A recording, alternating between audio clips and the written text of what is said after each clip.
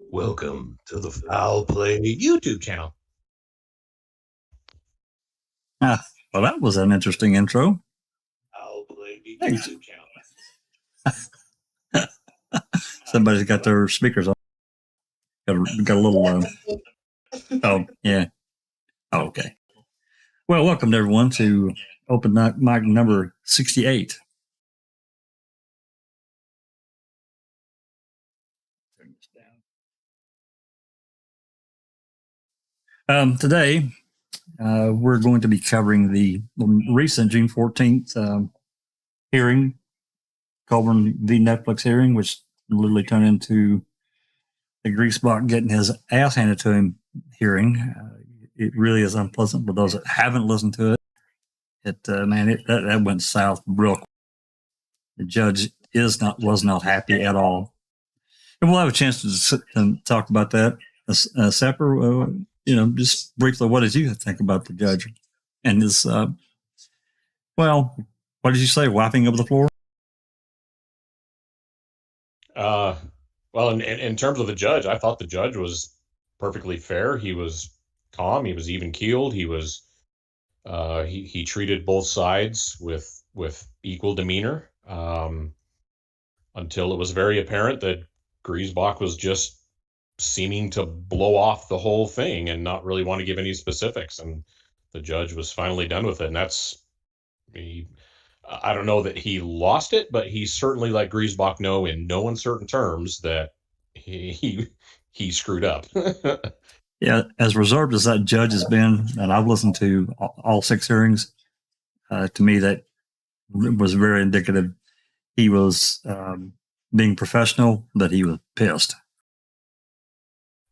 Yep, absolutely. Yeah, and he had every reason to be, like he even said in the hearing, I've been waiting for some kind of specifics, and you failed to give any. Absolutely. All righty. I hope everyone's doing okay today. I had a little comment the other day from a lady on Twitter that I'm friends with, and just various Twitter comments, and she appreciates my Tennessee accent, and she said that she wrote down and listened to That Umbrella Guy, and I know a lot of people have listened to him. I like the guy too. He's another Tennessean like I am, and she said my accent reminded me of him. So I told Alice I could have said, welcome to this fine day. Hope you folks are doing excellently.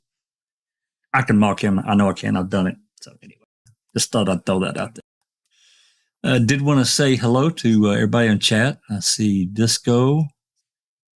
Hey, Disco, TTM Fangirl, Jennifer.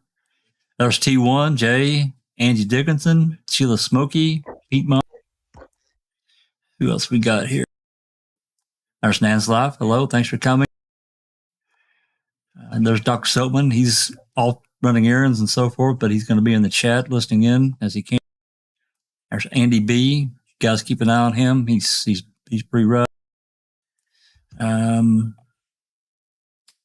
Colette, how you doing today? And I think that's pretty much all I see. Little Barb. Little Barb. Little Barb, I missed you. I apologize. Rhonda SD. Yep. See Rhonda SD. Yep. Okay. Well, we're gonna get started here in a minute. Alice, you want to comment anything before we get rolling here? No, just hi to everyone in chat. Hi to the panel. Thanks everyone for joining. As we say, we wouldn't be here without you. So thank you very much for coming. Susan, did you get your... Oh, she's muted, so I guess she didn't get her microphone straightened out. Nope, doesn't look like it. Okay, well, maybe she can get that figured out, and I'm sure she's got something to say about this hearing as well. So, in addition to this hearing, we may skip through some sections of it because I don't know that we need to listen to every bit of it. There were 3 documents that were previously released, and everything I'm talking about is in the description. There are 3 documents that were previously released that were redacted at least in part or in full. Those 3 documents that are linked have been partially or completely unredacted. And I believe 222.1 and 7 have been completely unredacted, and 222.11 has been partially unredacted. I'm not going to show the differences between, I mean, I can if you guys want, of what was redacted, but I think we can pretty well pick it up of the redactions, and we can go through them if there's time. I don't want to keep everybody here all night, but it'd be interesting to get everybody's feedback on those as well, because with these messages, this takes another turn. I know that everybody may not see that, but it does. I'm sure Saffricott may see it, but and some others, but it's not a good turn either, from what I see from what's revealed in the emails. And this is not to, put anyone down or anything. This is just what I see, and it's just an opinion. So that's all that means. So, have you had a chance to look at them, Saffricott? Read through them? A little bit, but not much. Most of my life is taken up by softball these days. So. Oh yeah, your daughter. Yeah, that's right. Okay, well, it should be interesting to go through and get your else feedback. So, and in addition to this, there are still approximately 4,000 messages that we haven't seen. They've not been unsealed yet. I don't know if and when that'll happen. I suspect this issue it will come up again. I'm sure of it. And that's part of what we're going to hear today. Not necessarily about the 4,000 sealed messages, but this as a whole and other things that they want sealed or not sealed. It's going to come up again with other bits of information. Leetta Walker, the Netflix lawyer, has already spoken about it. It's the reason she wanted to address this issue now instead of later, because, like I said, it's going to come up again. So with that said, let's go ahead and let me cue up this hearing, and we'll play some bits of it. I'm not going to play, I'll try to let sections play if they're not too long. I don't want everybody to just get here and sit through a droning of, you can go out. I've linked the entire thing is already posted. I posted it the other day as soon as Sherry got it to me, the hearing in full. So, that's not what this is. We want to discuss it, dissect it a little bit, and we may end up coming back and revisiting it at some point. But give me just 1 second here, and I'll pull this up.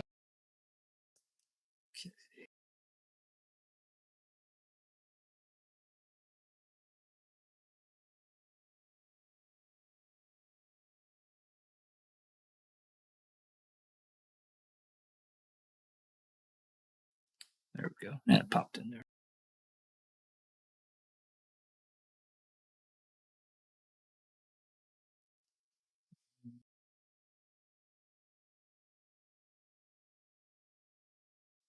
All right. Anybody that's here, guys that are on Discord, you're going to have to unmute YouTube to hear the hearing. So we'll let it rip for a bit, and then I'll pause it, and we can talk about it.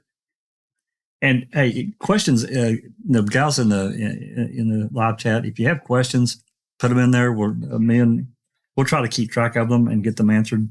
Even if I have to pause for a second, we'll try to answer them as we go. Because some of this stuff, it's a lot of legalese, and we don't have a lawyer. And I want to thank Travis. He's really spent a lot of time with us in our Discord explaining certain things and why they happen. And it helped me understand a great deal about these messages being sealed and how that process kind of works. Still, it's a little bit lawyerly, so I apologize for that, but we'll just have to get through it the best we can. All right, here we go. I'm going to start right now. The court calls case number 19 CV484, Andrew Colborn versus Netflix et al. Appearances, please, starting with plaintiff. April Barker appears on behalf of plaintiff Andrew Colborn, along with co-counsel Michael Griesbach. Yes, and Michael Griesbach appears Your Honor, both as co-counsel for Mr. Colborn, but also as the respondent in the subpoena issue here. This is Lita Walker from Ballard Spahr on behalf of Netflix, and also on the line representing Netflix is James Friedman. This is Megan Fenslow of the law firm Dassey Carolyn, appearing on behalf of the producer defendants, Chrome Media, Laura Ricciardi, and Moira Demos. Are you playing something?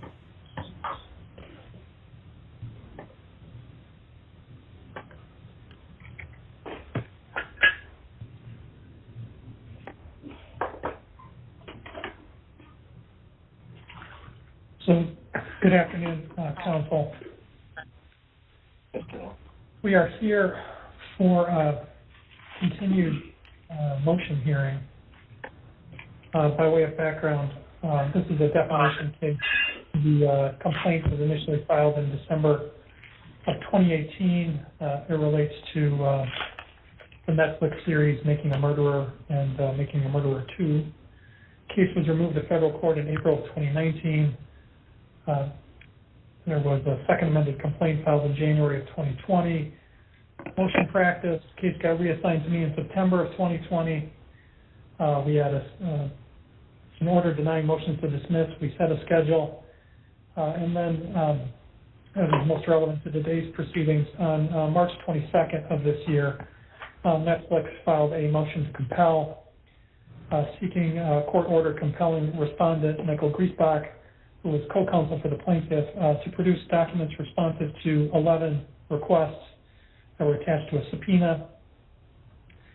As I mentioned, respondent is co-counsel for the plaintiff. He's also a former assistant district attorney for Manitowoc County and was involved to some degree in the events depicted in the series that are at issue. He's also the author of at least 2, maybe more books on the events that are described in the series that are at issue. According to the motion, the respondent filed an objection to the subpoena and refused to produce any documents. There were other discovery motions that were filed. Those have all been resolved. On April 13th, the respondent filed an opposition to the motion to compel, arguing that counsel's opinions should not be discoverable because they're not relevant, arguing that the subpoena was, I think, served for an improper purpose to raise potential ethics conflicts in respondent's continued representation of the plaintiff. Also argues that the documents that are responsive are all otherwise publicly available. And then also raised a fifth point that the Wisconsin statute 88514, reporter or news person's privilege, precluded or protected the items from discovery.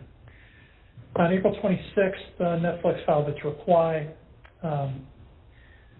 challenged the respondent's objections, and we had a hearing on May 25th. The court heard argument on all of the multiple pending motions. As I said, I resolved 4 of them. But given the issue of the reporter's privilege with that section 88514, the court asked for additional briefing on that issue, or on that objection and its applicability to the subpoenas. I can set this as a continued hearing following the submission of briefs.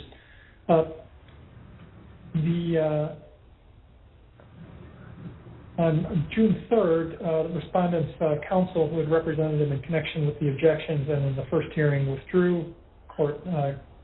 Moved to withdraw. The court granted that motion. On June 8th, Netflix filed its supplemental brief and a supporting declaration. On June 9th, the respondent filed a supplemental brief and declaration. It's a day late, but looks like there was just an issue in getting it filed electronically. There was a motion to extend time, which the court granted. and it wasn't opposed in any event. And I frankly don't want to, we don't need to dwell on the timing there. So I will consider all those briefs fully filed. So we've got 3 briefs that were filed, one in March, one on April 13th, one on April 26th, and then one on June 8th and one on June 9th. The court has reviewed them all, and in particular is interested in discussing the news person's privilege, reporter privilege statute, and its applicability to the subpoena. Although, as I think I indicated last time, I was not terribly persuaded by the other objections to the subpoena, but I guess I haven't technically ruled on those yet. So that is the background as far as the court's aware. Any updates from the parties before we proceed further? No, Your Honor. On behalf of Netflix, nothing. Nothing on behalf of me, Your Honor, the respondent, Mike Griesbach. Okay. So, in terms of updates, sorry. Yeah. Well, thank you. So let's focus on the statute here. I'm glad that I pushed this off for a few weeks because this is it's an interesting statute. It's very strangely written, I guess I'll say. On one level, it's interesting that it does not use the word reporter and it does not use the word privilege. But the court will assume that it does create a state law privilege for reporters or for news persons, as the statute, the term the statute uses, that is applicable in this court under Federal Rule of Evidence 501. As I read the statute, it really isn't. I mean, it is written in an interesting way, and it tries to set up a state court procedure that limits or regulates the issuance of subpoenas to news persons. Before we discuss the statute and whether it applies or whether it's been waived, let me give you my sort of quick walkthrough of the statute to sort of set the stage. So, subsection 1 of the statute defines news person, and that's it's not. I guess it's a term, but it uses 2 words instead of a single word, even though news person, I think, is a word.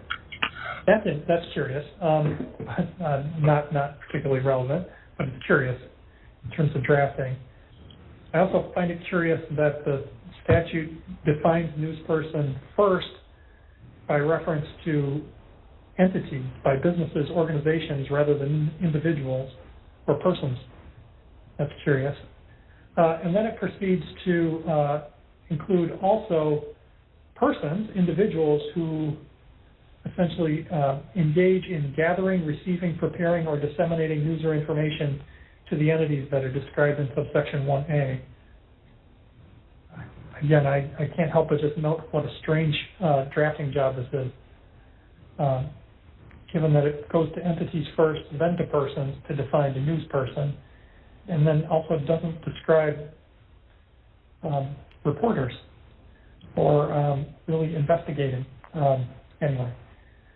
Subsection 2A then prohibits persons who have the power to issue subpoenas, presumably lawyers, from doing so with respect to... That's basically the judge's way of saying this law is stupid.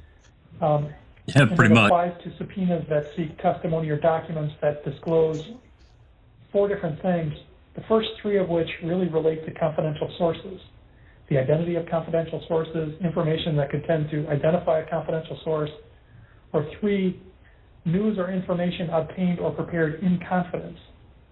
So essentially, I assume like off the record, confidential information that was shared with a news person. The fourth subsection of 2A applies more describes more generally news or information or the identity of any sources of news or information. So that's much more broadly items that a reporter or news person might gather or prepare. Subsection 2B then provides a procedure for circuit courts to issue subpoenas and to compel testimony or disclosure from a news person of news or information falling within the fourth category, which is the broader one, not the confidential source subsections. So presumably the confidential sources, the first three subsections of 2A, are just off limits entirely. The fourth subsection of information can be the subject of a subpoena from a circuit court if, after notice in a hearing and a finding based on clear and convincing evidence, the court determines that a crime has occurred or a civil complaint states a claim upon which relief can be granted. And the court also has to find that issuing the subpoena would satisfy four other conditions. The information has to be highly relevant, necessary to a party's claim or defense, or proof of material issue. It has to not be obtainable from an alternative source, and there must be an overriding public interest. So that's sort of the way this privilege works. It's really to the extent one calls it a privilege, it's really a procedure to protect news persons from subpoenas. Subsection 3 then prohibits the issuance of subpoenas to third parties who are not news persons, and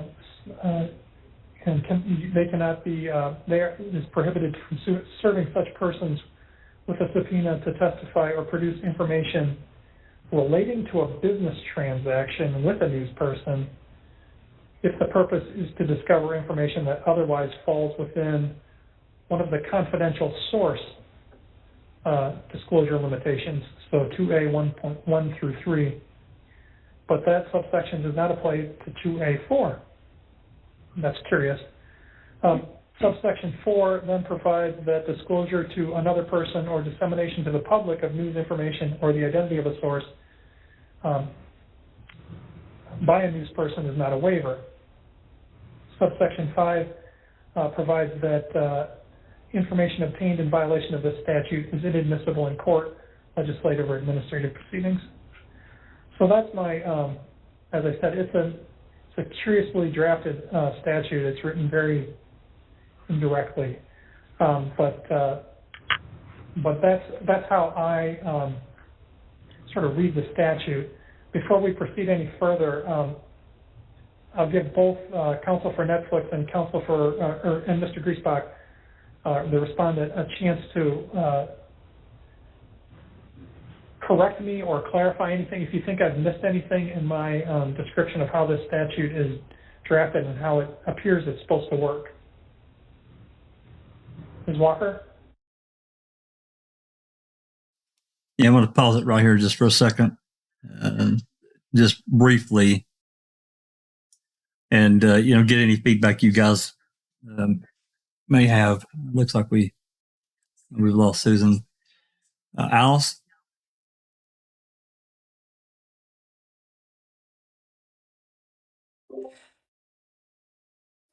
I mean, the judge isn't having any of it, and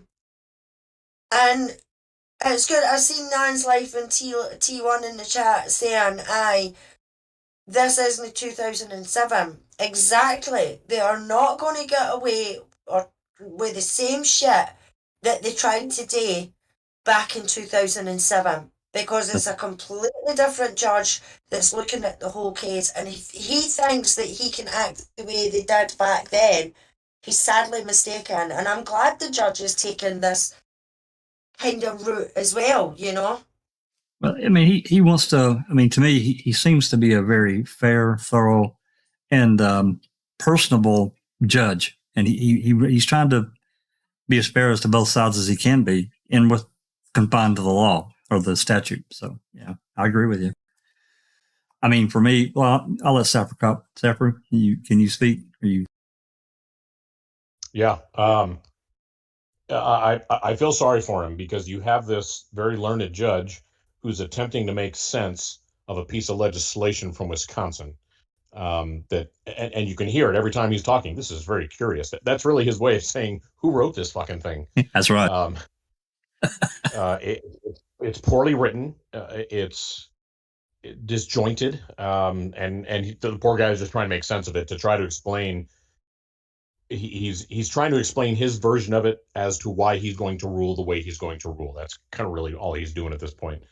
But yeah, just so that both sides have an equal understanding and there's no question as to how he's viewing or what his perspective of this piece of legislation is. And then he goes even further. Now he's going to give both sides a chance to correct him if there's any correction to be made. It seems, I mean, from my perspective, the statute that he just kind of tried to read through seems overly broad and, like you said, very disjointed. Pieces that just kind of seem to be jammed in there that don't really fit. I don't know.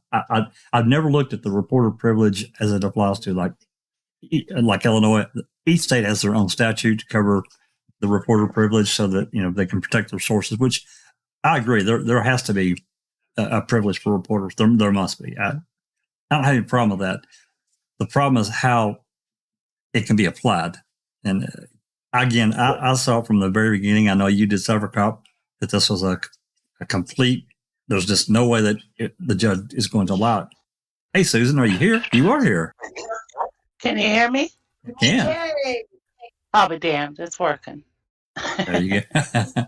We'll say hi and give us your 2 cents worth. Hi. Yeah, I think it'd be interesting to find out who wrote this, put this together, because it sounds like it's absolutely ridiculous. I mean, news person is 2 words. Is that what it was? News person? Yep. Yeah. Yeah, so yeah, it's interesting what the judge has to say about it, but I think in the long run, I think he totally interpreted it correctly. Yeah, I agree. Hey, I see Crockett's joined us. Hey, Crockett, thanks for coming. Darkside had joined us right after we started the recording. So welcome, Darkside. Thanks for joining. Hope I haven't missed anybody. Looks like we've gained a few more people that haven't commented. So, and our Williams out there. So, all right, I'm going to go ahead and play. Let's listen to Leetta Walker, and then I'll pause it again. All right. No, I think you've summarized its plain language pretty well. The only thing I would add, just because you noted it was so curious, is how news person is defined. And having dealt with these statutes a lot, I would just tell you defining who is a member of the media and who is a journalist can be a very fraught endeavor that raises many constitutional issues. And so my guess is that's why news person was defined in the roundabout way it was, to avoid those thorny questions. No, I get it. It seems odd to me, though, that one wouldn't say news person includes a reporter or a journalist. but anyway, thank you. Mr. Griesbach, any comments or corrections? Only, Your Honor, that I looked at the legislative history, and it gives no more clarification as to why it's drafted that way. There really isn't much, at least that I was able to find in terms of legislative history or case law, specifically analyzing Wisconsin's reporter privilege statute. As per news person, I don't know if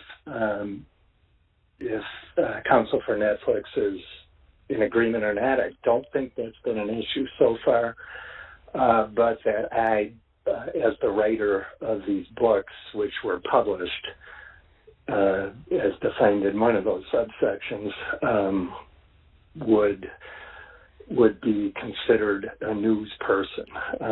But maybe that's I don't think there's an issue. I don't think there's an issue on that. And I wasn't trying in my walkthrough of the statute. I wasn't trying to signal any sort of rulings. I was just trying to sort of lay out my understanding of this really curiously worded statute. Agreed, Your Honor. It is a hard one to follow.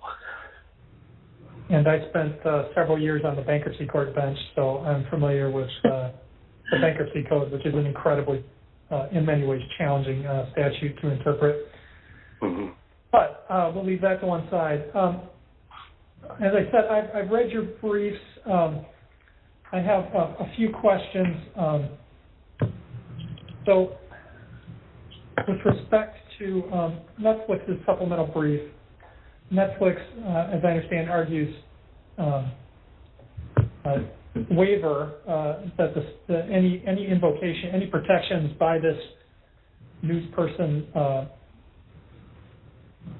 privilege statute have been waived on two different grounds. One, because respondent did not raise it timely within the meaning of the rule governing within Rule 45B2B, and second, so that's more of a procedural waiver, and second, a substantive waiver that by respondent having joined plaintiff's legal team, doing so consistent with the analysis in the Simon versus Northwestern University case, that waives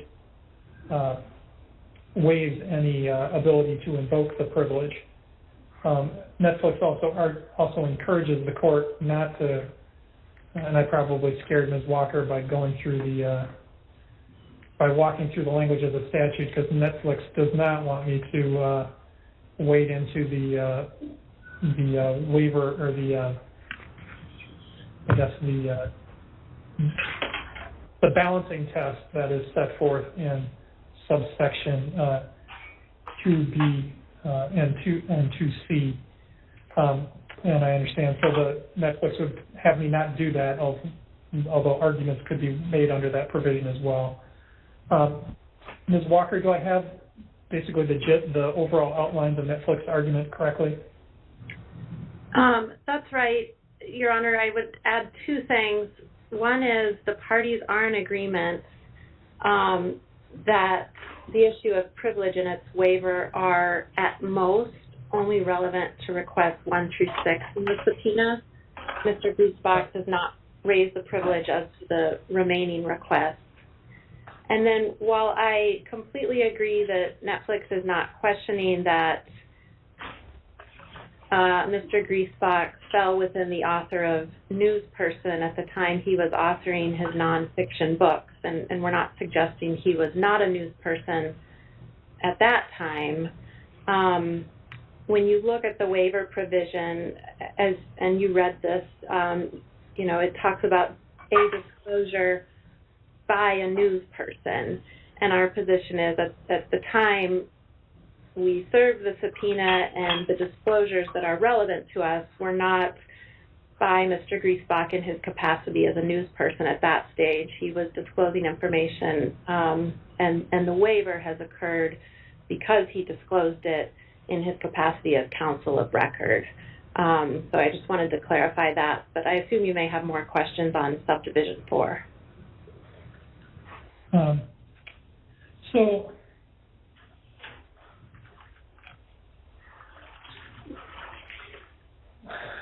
let me take things more slowly. Let's deal with the timing, the procedural waiver first.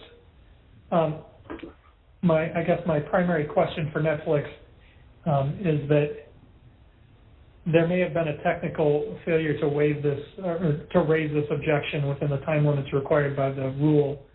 Has Netflix been prejudiced by that? Can Netflix point to any prejudice from the timing?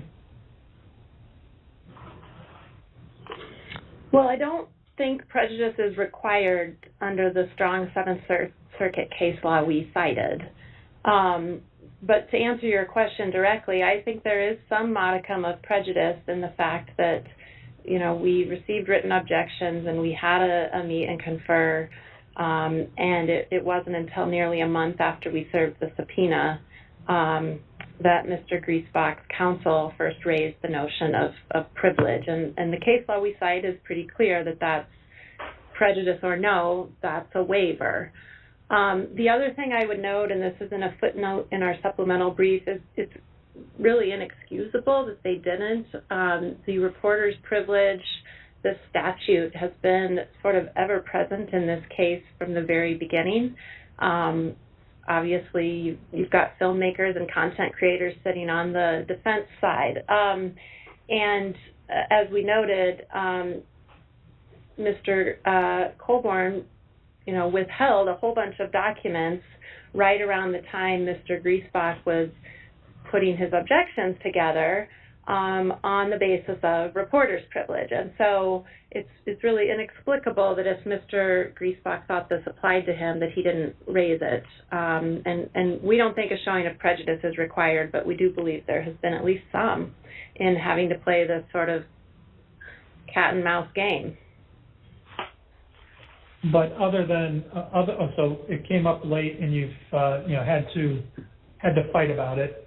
Okay, if it had been raised, on the last deadline, I forget how many days it is the rule provides, but let's assume that it was raised on the last day. I mean, would Netflix be sitting in any different position today than it is now? And I appreciate you arguing that it doesn't require prejudice. Let's put that issue, put that legal issue to the side. I want to know, how is Netflix harmed by the fact that this, there was perhaps a screw up by counsel, and this thing did not get included in the written objection, and it was raised, a few weeks later. Yeah, I mean, it's not significant. I'll not stand here and suggest it was, other than it's added expense and some delay, and we're going into Mr. Colborn's deposition in about a month. But the prejudice has not been hugely significant. I agree with you. All right, thank you. Sort of tagging onto a comment you made just now.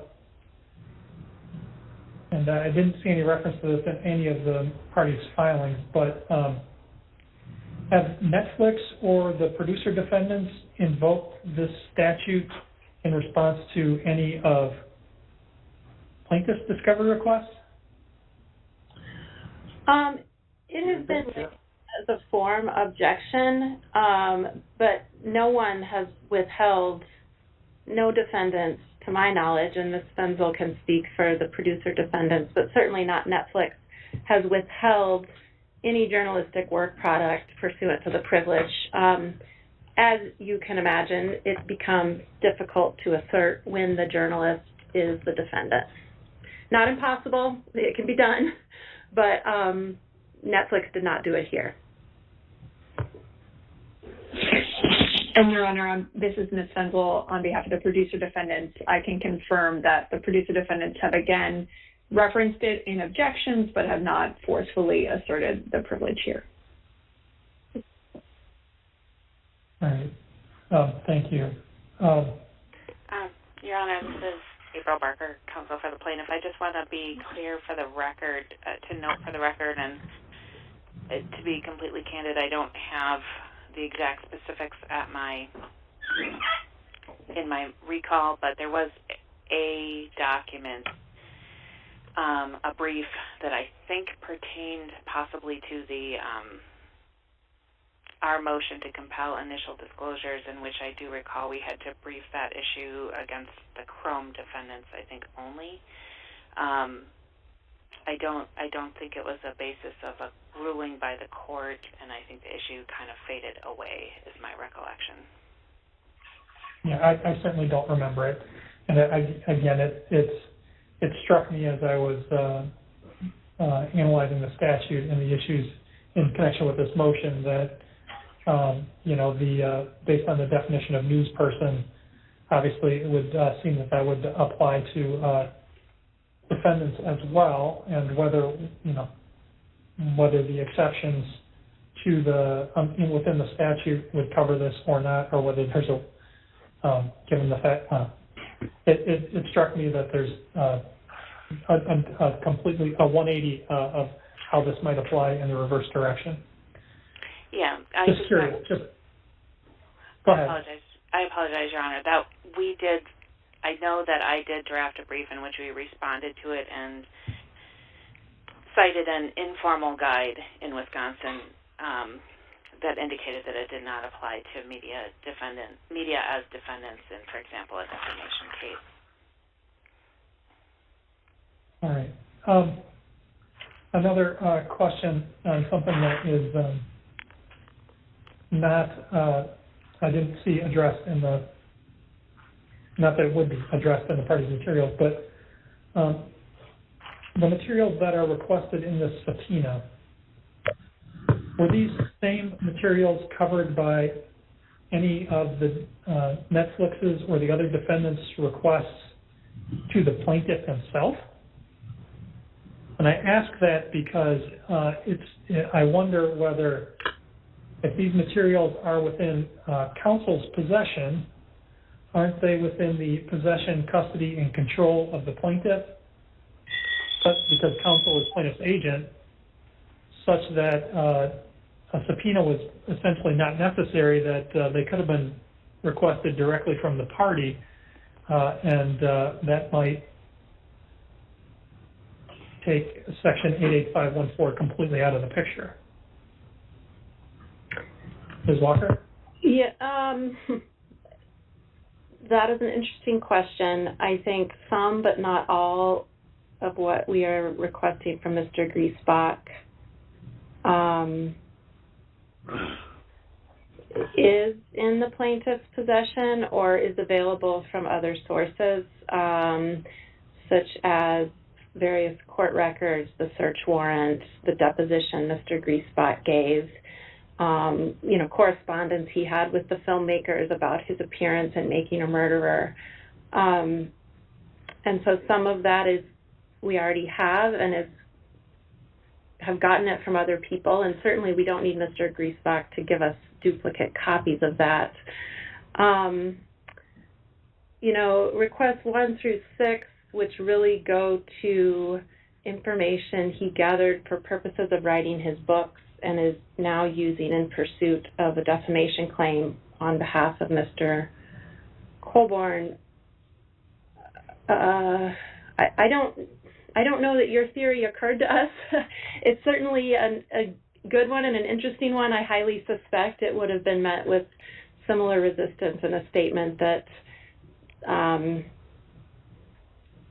Mr. Griesbach was not Mr. Colborn's agent at the time he gathered them, and they don't belong to Mr. Colborn. They continue to belong to Mr. Griesbach. But we didn't pursue that quite as directly as you're suggesting. Yeah, because the thought occurs to me that, it gets to the extent that these materials are out there, and again, I don't even know. There's a lot of sort of broad brush discussion of these materials. I don't know what exactly is covered by these subpoenas, what exists, and what would be produced, or any of the specifics. But it seems to me that if those documents or materials are out there and they are in Mr. Griesbach's possession, and as a result of that, plaintiff has access to them and could make use of them affirmatively if he chooses, or bury them if they are not helpful, the plaintiff's access to them inherently means that, again, the plaintiff has possession, custody, or control over them because his agent does. So if defendants ask for them up from the plaintiff in document requests, Rule 35 document requests, the plaintiff would have to produce them. Again, whether they were helpful or harmful, they would be subject to discovery. And it seems to me that this whole reporter privilege or news person's privilege statute would not come into play if that were the route we were approaching this. Your Honor, could I interject on behalf of the plaintiff? Just wait. I'll get to the plaintiff in a bit. Okay, thank you. But so that's I don't know. That's one way I thought about it. And it really comes up similar to the point I think Netflix argues, cites to some cases that talk about using privilege as a sword and a shield. And really what that is intended to, I think what that concept is intended to get at is it's not fair for one side to have access to documents or information or materials and then to be able to cherry pick only the useful stuff to disclose and use in litigation, while anything harmful gets buried and is not shared. And to me, this is another way of getting to that same result, avoiding that same unfairness.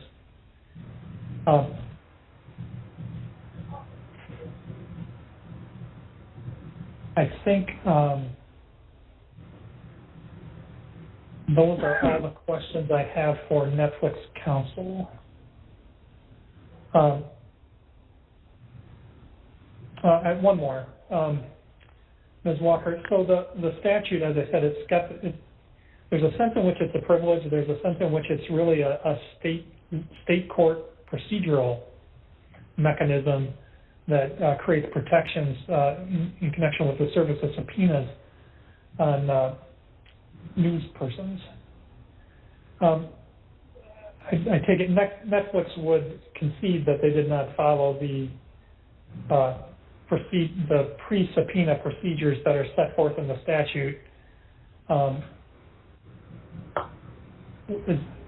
How does that failure play into all of this, if at all? Sure. So I think it's fair to characterize the privilege, even though that word is not used in the statute, as a substantive creature of state law, and we haven't found reason to cite it, but there's plenty of case law saying that in a diversity case, state law applies and the state reporter's privilege applies. But as you point out, there are procedural aspects to the statute involving application to the circuit court, quote unquote, before issuing the subpoena. We did not go to the circuit court, which is the state court, before issuing the subpoena. I think that's a procedural aspect that doesn't apply in federal court, and the plain language of the statute suggests that. It refers to circuit courts, which is what Wisconsin calls its state court. So I don't think that procedure is required or envisioned by the federal rules of civil procedure, but we didn't do it. And the other argument I would raise on that is, if Mr. Griesbach or his then counsel had thought that we should come to you and ask for permission to serve a subpoena, they really should have raised that back on February 10th or whenever it was we served this thing. And the end result is we would have brought the motion now before you back in February instead of March.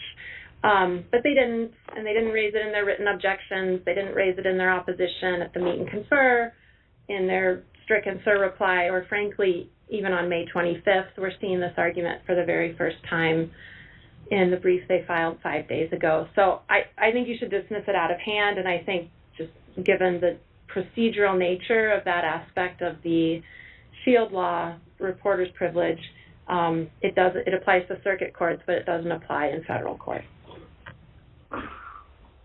Thank you. The part that's complicated is that because of the way the statute is structured, there's no substantive provision separate from the procedural provision. It's sort of all baked together. That being said, I will agree with you that the failure of respondents to raise this issue at the start has prejudiced Netflix. I mean, that's a waiver. To me, that's a waiver, not having raised that 3 months ago and then waiting until the end to raise it. That puts you in a different position. But thank you for that. That makes sense. Ms. Barker, you wanted to say something on behalf of the plaintiff. Please go ahead. Thank you, Your Honor. Yes, briefly, with respect to the issue about whether everything that is in Mr. Griesbach's personal position is available to Mr. Colborn, as counsel for Mr. Colborn, I would say that that's certainly not been our thought process, and my thought would be that an agent is imputed to have possession and custody of whatever its principal does, but that the reverse may not be true as to an agent in their personal capacity. So, for example, I have written articles for the Wisconsin Law Journal in the past. I would not expect that all of my research is something my clients could demand that I give to them in their cases, even if it somehow bore on it. So it has never been our thought process that we had access to everything that Mr. Griesbach may have in his personal capacity, and I'm not sure that that's, that we would agree with that assessment of the legal ramifications. Yeah.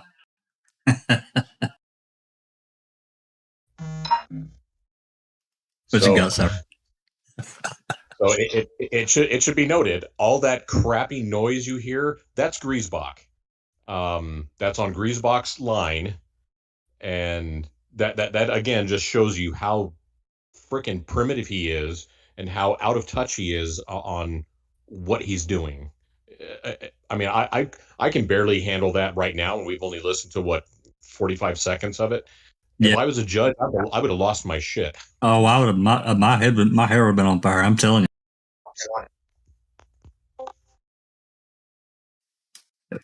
But yeah, what she's fixing to say is really going to set him off. I think he's already set off by the damn noise anyway. Yeah. It sounded like he's grinding coffee or something. What the hell was that? I don't know. And it gets worse. It does. Ridiculous. God. Yeah, but he's fixing to basically tell everyone, if you're not talking, mute your mic. And he shouldn't have to do that. You're federal law, man. Don't do that crap. Yeah. Okay.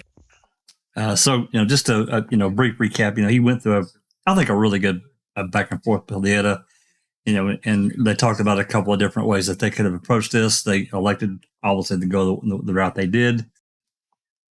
And, he's going to give them a chance to rebut. And, of course, we get the damn noise. And now he's got some more noise from April coming. Now, again, this is my opinion. This is just what I hear in a non-lawyer way. I have no idea how stuff works in real life. I'm not a lawyer, so I just know what I hear. And I think you guys are this is down to earth as I try to be, and you hear the same shit. So it's like, what the fuck are you doing? So yeah, and notice Lita doesn't try to BS it either. She says, "Yeah, we just didn't think of it that way. We absolutely." We didn't do it. And I think she sees that she's on his level, and she tries to approach the case from that level as well. And knows that he's a very thoughtful and clearly, to me, he's a very unbiased advocate in the case. He's came across that in every hearing I've heard. Yep, I agree. All right. Anyway, Susan, Alice, you guys want to add anything before we continue? Got anything? No, not right now. Okay. All right. Let's catch a bit more of this. We'll pause here probably. I can't remember exactly which section, but it's going to be before Griesbach talks, because I think there's going to be a little bit of reaction or some reaction after April talks. I can't remember, but let's listen to this more and find of the agent-principal relationship. But as a practical matter, if someone, we have obviously had occasion to comb through what information Mr. Colborn has personally, and at least as to what is personally available to him, we also I can say that if that theoretical document requests were made, that our response would be that the plaintiff does not have such responsive documents in his custody or possession. And again, the question of access, I guess, it's not been our thought that we had the right to demand of Mr. Griesbach that he unhand everything in his home. Right. Well, and it's a well. First, before I go much further, there's some background noise that has been coming on the line from time to time. If you're not talking, it would be helpful if you could mute your phone. Thank you. So let me also. So the general rule, as I understand it, obviously there's a principal-agent relationship between a client and a lawyer, and the lawyer is the agent of the client, and that doesn't make the lawyer's private property within the custody and control of the client, obviously. But if there are materials that relate to the client's case that are within the agent's possession, if the principal, if the client can obtain custody of those materials by asking for them, and I think they are within the agent's custody or control. And to the extent those are materials that would be helpful to the client, I think the lawyer as agent would have an ethical obligation to provide them to his client. That being the case, I think if there are harmful materials out there, you would have the obligation to provide those to the client as well, so the client is forewarned. But again, we're talking about an alternate reality that's not really before the court right now. Your Honor, could I add anything here, or would you like to move on? Briefly, please. Yeah, I mean, Netflix, it's sort of tomato to Netflix. If Colborn wants to produce these because he has access to them, that's fine. I mean, discovery has closed, so if you want us to go that route, we'd ask that you reopen discovery and order Colborn to comply with such requests. Otherwise, we're happy to get them from Mr. Griesbach directly. I think what matters here is what Ms. Barker just said, which, if I heard her right, is that, occasionally they've had reason and opportunity to comb through Mr. Griesbach's documents. And so there's no doubt that Mr. Colborn is using Mr. Griesbach's body of evidence and body of knowledge gathered as an author to now prosecute a case for millions of dollars against Netflix. And that's what matters and that's why we're entitled to this, whether it's through party discovery or through a subpoena to Mr. Griesbach, because he's waived it. Your Honor, if I might, that's absolutely not what I said as Attorney Barker. We have not, is what I said, had occasion to ever think that we had access to Mr. Griesbach's personal documents. Frankly, we have opposed having Mr. Griesbach's personal documents be something that we need to do a sideshow and a detour of this case with. All right.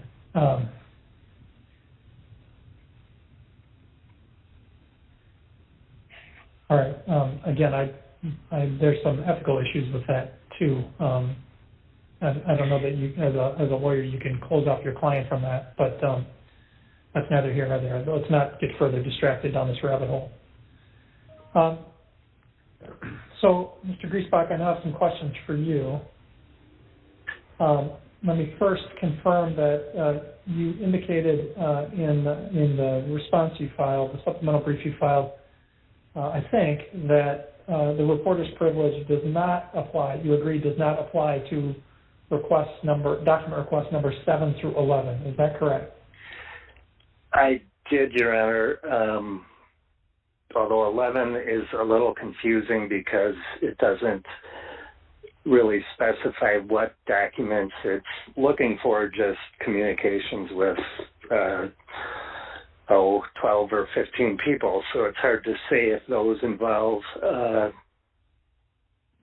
documents or communications with regard to my books or what they involve. But to the extent they don't, that 11 does not ask for those things, that's correct. I concede and agree, and frankly, it should have been made clear earlier with counsel that the reporter privilege objection really only goes to their document request numbers 1 through 6. So my next question is, so I assume that it's still the case that no documents have been produced. Is that correct? In response to that? It is, Your Honor. I thought of reaching out to Netflix, but this came on awfully fast, and I thought it's probably better see where we're going today. Frankly, I can concede, I get, well, especially with respect to numbers 8, 9, and 10, where they've arguably shown the relevance even under the kind of broad standard of pretrial discovery. Specifically anything I prepared in any communications or documents I prepared for the Attorney General in their independent review of the Avery wrongful conviction case in 1985. And number 9, having any documents I prepared or communications with regard to my deposition in Mr. Avery's civil wrongful conviction lawsuit. I get that there may, there's potentially, or at least the argument that that is relevant, even on especially on a pretrial broad discovery relevance scheme. And then as to number 10, any documents or communications I consulted in preparation for the search warrant, which occurred on the very first day at the Avery salvage yard when the vehicle was found. I understand those things, and I understand, frankly, that the court is likely and really don't, frankly, I don't object. I should add, though, Your Honor, and this isn't just the reason I'm not objecting to that. I don't think, I will check again, but just recalling those 3 issues, I don't believe I have any such documents. I testified at a deposition. I didn't prep it. I might have one communication with an attorney general just saying, meet me at this time, at this place. The AG representing me, I should say, they have to represent ADAs when they're deposed, I guess. And the same thing with the search warrant. The way it works in the field, at least in state court, regular state prosecutors, when there's a bunch of cops, on a scene looking at evidence and you're trying to assist them in terms of what you're supposed to be doing there if there's grounds for a search warrant. I certainly don't have any scratchy notes that I would have had then.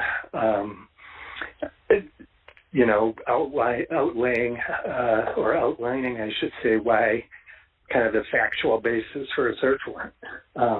And the same would hold true with, I guess that's the 3 of them.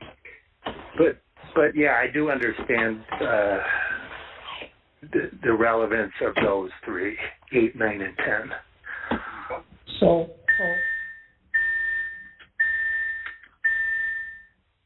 somebody's let me say this: the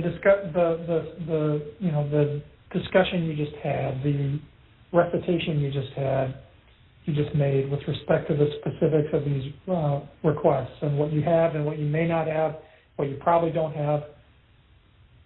I find it incredibly frustrating that this is the first time that we're hearing any of this.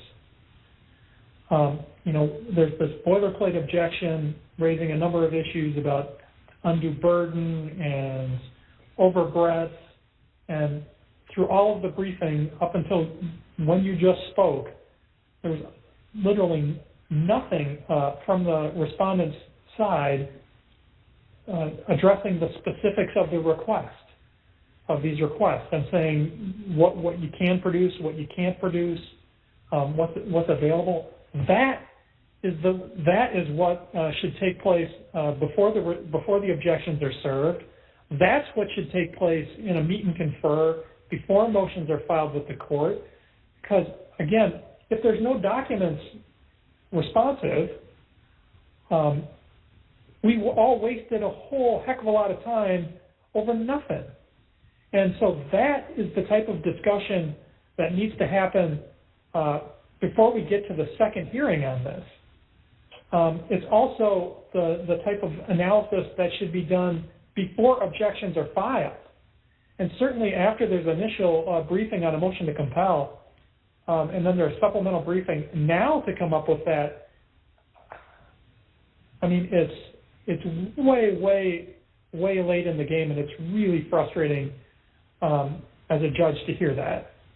I understand that, Your Honor. The only thing I would respond with is the vast number of documents requested here. The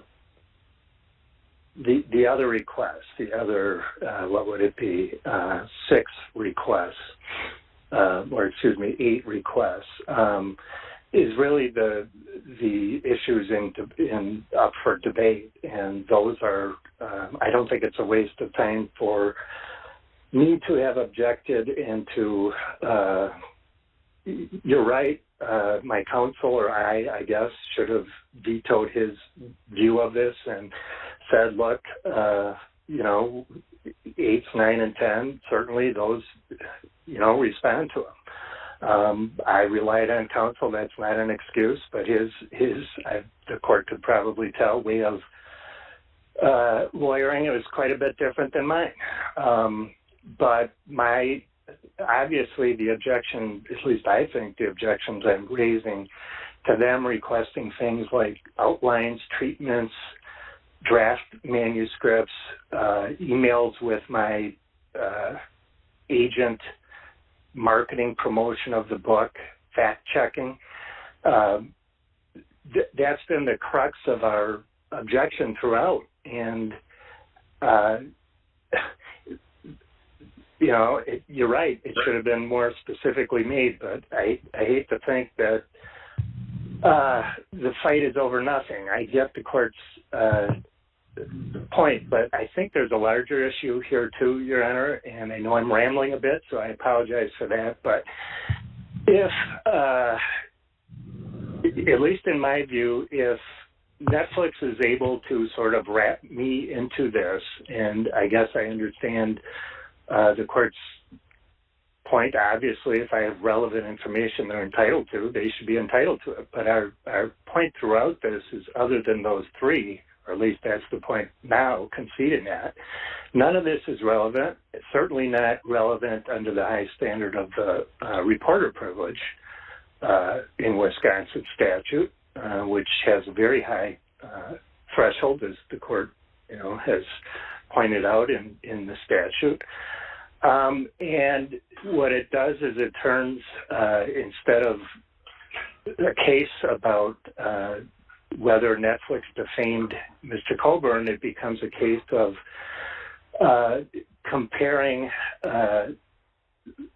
Making a Murderer and Netflix rendition of this to Mr. Griesbach and Mr. Colborn and this documentary, as yet unsold documentary, convicting a murderer, and it just distracts from the central issues. They've shown nothing. So hold on. So we're talking about discovery. We're not talking about what's going to be tried in this case, what the issues are in this case. Your response included a lot of assumptions about what will ultimately be decided in this case. What I'm trying to deal with here is a discovery issue. They've requested a number of specific documents in a subpoena. Until this phone call, I have heard nothing from respondent addressing the specifics of these requests, what the respondent has, what the respondent doesn't have.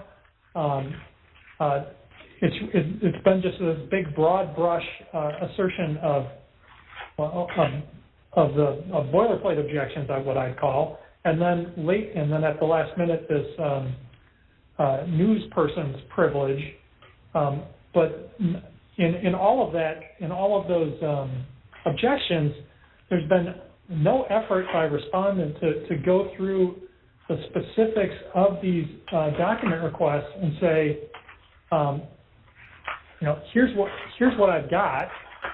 Here's why none of this has actually none of this has anything to do with the specific issue in the case. There's just no analysis of the specifics. It's all at a very, very broad brush, high, treetop level, and it's really not helpful to the court.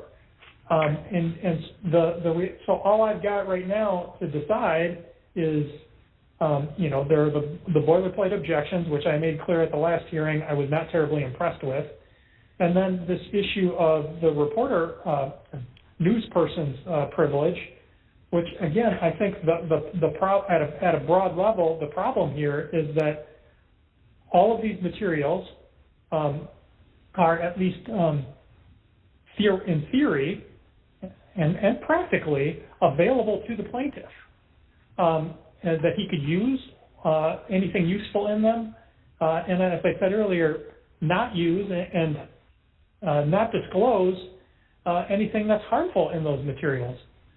Whether there's anything helpful or harmful in those materials, I have absolutely no idea, because there's been no effort by respondent to tell me what he has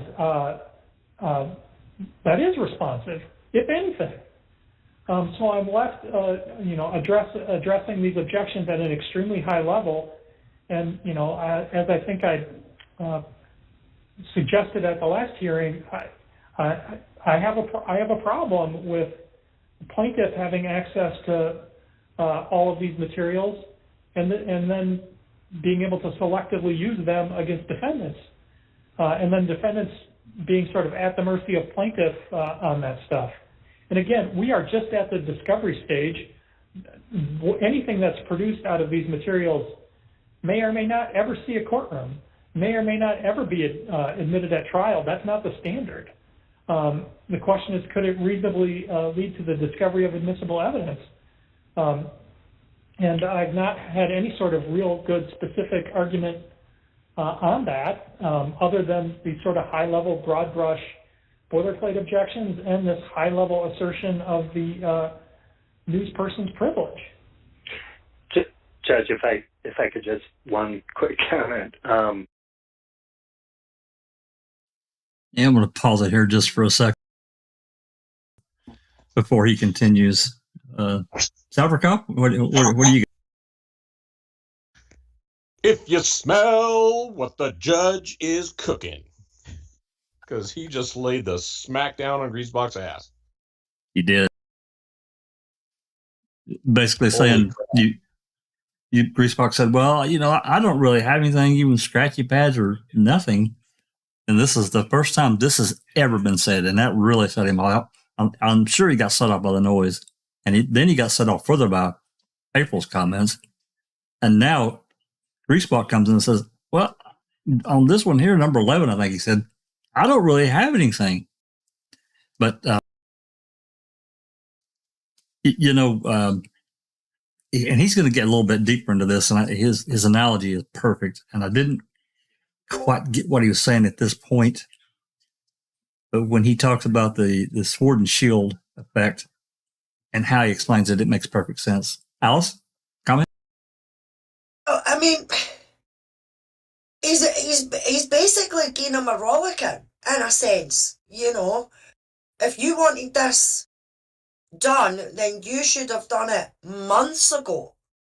But to bring it in now, as we say, it's a complete waste of the judge's time. And he's not happy. He is not a happy chappy. No federal judges on that. Oh, go ahead, Soccer.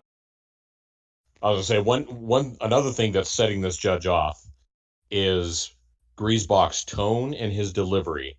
His tone explicitly is basically saying, why am I even here? Why am I even having to answer this question? Why are you forcing me to come up with some shit explanation for why I'm just completely ignoring any of these procedures? I mean, you can hear it in his tone. It's like, and then when the judge is trying to talk, he's again making more noise on his side of the line. He's pushing buttons on something and he's doing some other shit. It's like, are you even there? Are you in a courtroom, or are you in a court proceeding right now? That's right. It's like he didn't take it seriously at all. I 100% agree. Yeah. I agree. And he's basically, the judge is explaining basic procedure to this guy. Come on. Yeah, because Griesbach was trying to carry this through to some future happening, depending on if the judge rules in Netflix's favor. And that's not what the standard is. He clearly said that, and I think that's really important, an important lesson. It was for me. They're at the discovery level, and this stuff may not go anywhere at all. So Exactly. and that's the standard. They get a same bite at the apple that you do. So You turn it over, and then the court decides whether or not, you know, they it's can relevant. use it or Relevant. whatever. Yeah. Jesus. It's Yep. like, I call him a diploma privileged idiot. I mean, come on. It's like he doesn't even, or he's just pretending to be stupid. I don't know. It's ridiculous to me. Well, not only that, but the plaintiff side tries to make this argument that they don't have access to Griesbach stuff. But apparently they seem to forget that Griesbach was the lawyer initially. So the moment he signed on to be the lawyer, Colborn had access to everything Griesbach had. So those documents are null and void. Yeah. Yep. And I think that's the larger issue of the judge's point, and then Griesbach it comes off as, and maybe he doesn't, but it comes off as that he's hiding something. That's the feeling I get. There's something in there he doesn't want out in the public or in front of his clients or whoever. That's the feeling I get. That sure is what it feels like. He's trying to hide something. Methinks thou doth protest too much. Exactly. No doubt. Okay, let's play a little bit more of this. I'll back it up just a few seconds here. I'll back it up 10 seconds and we'll proceed. Could it reasonably lead to the discovery of admissible evidence? And I've not had any sort of real good specific argument on that, other than the sort of high-level, broad brush boilerplate objections and this high-level assertion of the news person's privilege. Judge, if I could just one quick comment. The supplemental brief where I was on my own case, the court's directive was to address the request to the extent they involved the reporter's privilege. And I made it really upfront clear early in my brief that it was only document request number 1 through 6 that I was asserting the reporter's privilege. And to go through each individual one, I don't think would have served any purpose because that is the basis for my objection. These are not involved, differentiated requests. They're all based on the reporter's privilege, and I think the court sort of ignoring the statute that was the subject matter of the brief and whether I waived it. There is a much higher standard as to the requests 1 through 6, which involve the vast majority of documents they're asking for. So, I don't know what else to say other than what's in my brief. I understand the court's concern about not the inequity of the parties and the materials if one has certain materials. But the Hale case, had to weigh that and weighed that out. And I tried to distinguish in my brief why this is not a case like the Hale case, where the documentarian there did interviews and footnotes talk about which interviews and how important the information is and how relevant, and tried to distinguish that between what I've done. The other briefs, Netflix had an opportunity to show how I had this information that was advantageous to just Mr. Colborn and not their side. And also the waiver issue was discussed in my brief. So I understand the court's frustration. I apologize for that. I should have probably handled this myself from the beginning, which isn't much of an excuse, but it's the reality. I would also, though, encourage or defend myself in terms of document request numbers 1 through 6, that the reporter's privilege is at issue, and there's a much different standard even to get just discovery. I'm not talking about, and I realize my prior attorney talked about admissibility of evidence at trial, that's not that's not the issue here. But the issue isn't regular relevance either in terms of pretrial discovery. It's the statutory criteria. But the problem, Mr. Griesbach, is they are not serving the subpoena on you in your capacity as a news person. If they were, this is not you are not. If you were just out there having written your books, sitting out there as a third party, your argument, there'd be more to this, or less to this, frankly, less to Netflix's argument. But the reality is, you're not just a third party who's sitting out there on the sidelines. You made the affirmative decision to join plaintiff's legal team, and now, as a result of that, the plaintiff has access, theoretically and practically, to all of those materials that are responsive to the subpoena, and the defendants do not have access to those. And while I agree that the statute says that mere disclosure of the contents of materials or dissemination of those materials to the public is not a waiver, we're not talking here about a waiver that's based on the disclosure or dissemination of materials to the public. They're not arguing that this waiver occurred because you wrote your book, published your book. They're arguing that the waiver occurred because you joined the plaintiff's legal team. And that's a very, very different set of circumstances that I think the statute doesn't address. And so we've got a situation where a party is trying to invoke this privilege to prevent the other party from having access to information that party has. And in the attorney-client privilege in particular, but in other courts, even in the reporter privilege context, a party is not able to use the reporter privilege as a sword and a shield. And to me, that's exactly what's going on here. So it's not simply a matter of applying the statute because the statute, I think, does not speak to this particular context. It's a broader privilege issue, a broader waiver issue. And so again, I think the specifics of these document requests and the concrete issues that the court's just hearing about today, it would have been very useful to have heard about those previously, for those to have been raised in the objections, for those to have been raised with counsel beforehand, because maybe you could have convinced them that there's really nothing in here and that they don't really need it. But we are way too late in the day for that, for that kind of specific discussion and negotiation today.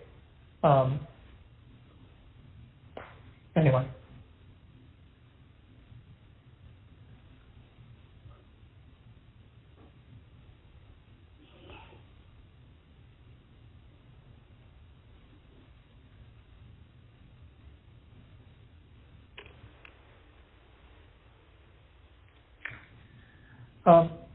Anything further from the parties?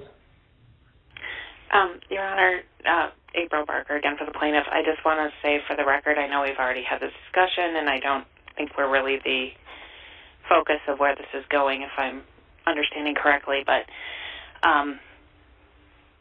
perhaps I'm wrong. The court may seem to think so, but it would have been my thought as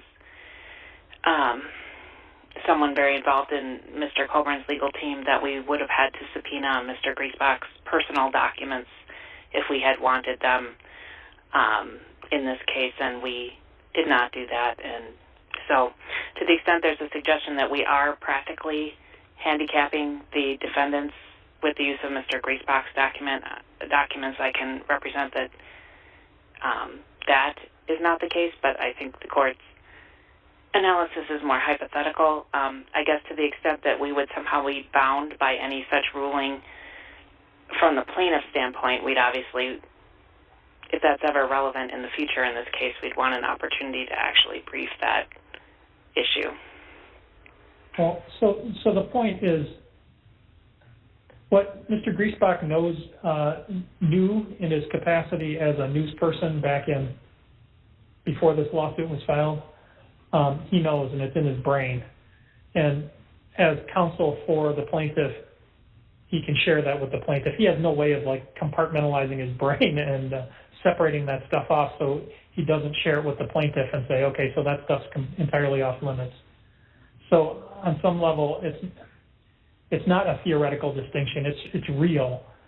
That's one of the reasons. Well, it's part of the whole sword and a shield analysis. But you know, I'm ruling on. I'm going to rule on the motion to compel that's before me. I'm not ruling on anything else. Thank you, Your Honor. So let me say this. I thought this is an interesting statute. It's an interesting issue. I'm going to give you an oral ruling right now. I will likely try to write something up because I think there is a dearth of law out there on this statute in particular, but on these issues in general. But let me just start by saying it's the respondent's burden to support objections to a subpoena, and leaving to one side to begin, the 881514 or 88514 objection. The court first finds that respondent has failed to support his other objections. The court rejects his relevance objections in paragraphs 1 and 2 of the objection. Relevance is not the standard for discovery in federal court. Rule 26B provides for discovery regarding any non-privileged matter that is relevant to any party's claim or defense and proportional to the needs of the case, subject to certain considerations. It's not admissibility. To the extent respondent objected in paragraph 5 of his objection that these materials could never be admitted into evidence, the rule specifically says information within the scope of discovery need not be admissible in evidence to be discoverable. It's sufficient that it could lead to the discovery of admissible evidence. I think Netflix has satisfied this requirement. Respondent's role in pre-litigation events makes it likely that he may have discoverable information. I don't know that he does, but I don't know that he doesn't. That respondent later agreed to act as counsel for the plaintiff is not a basis for him or the plaintiff to shield discoverable information in his possession. Respondent's unsupported suggestions to the contrary are, I think, wrong as a matter of law, and there are a number of cases that provide this. Certainly, while complications arising from Mr. Griesbach's role as counsel could conceivably create a burden that outweighs the benefits of the discovery sought, and that would be an undue burden under Rule 26B. But the court finds that respondent has not come forward with sufficient specific evidence to support such an objection. Again, the objections and the arguments are painted in very broad strokes. There's a generic assertion and complaint about the burden without a more specific analysis of each request or of the specific documents, and that cannot carry the day. To the extent he addresses the actual, respondent barely, if at all, addresses the actual document request or the specific items requested. The number of responsive documents, the difficulty, if any, he would have in identifying, gathering, or producing them, none of that is before the court, and this stuff's been pending for a long time. He mainly argues that the subpoena as a whole is improper and improperly burdens him as counsel. But again, the plaintiff's role as counsel is something respondent's role as counsel is something he took on when he joined the plaintiff's litigation team. That's a choice he made, and he's got to deal with the consequences of that. It's also an issue, frankly, that plaintiff took on when plaintiff agreed to hire respondent with all of his background and history as counsel. Plaintiff has similarly failed to support his overbreadth objection. Again, there's nothing specific that would support overbreadth. That public sources exist for some of these materials that may be relevant in part under the with Stat 88514 to the extent the court gets into that burden shifting. It's not relevant as a general matter for discovery. Parties are entitled to discover the same information from more than one source. In fact, differences in sources can sometimes be relevant. Again, if the respondent had shown that the burden of obtaining the documents from, or the information from him was sufficiently high, and it didn't outweigh or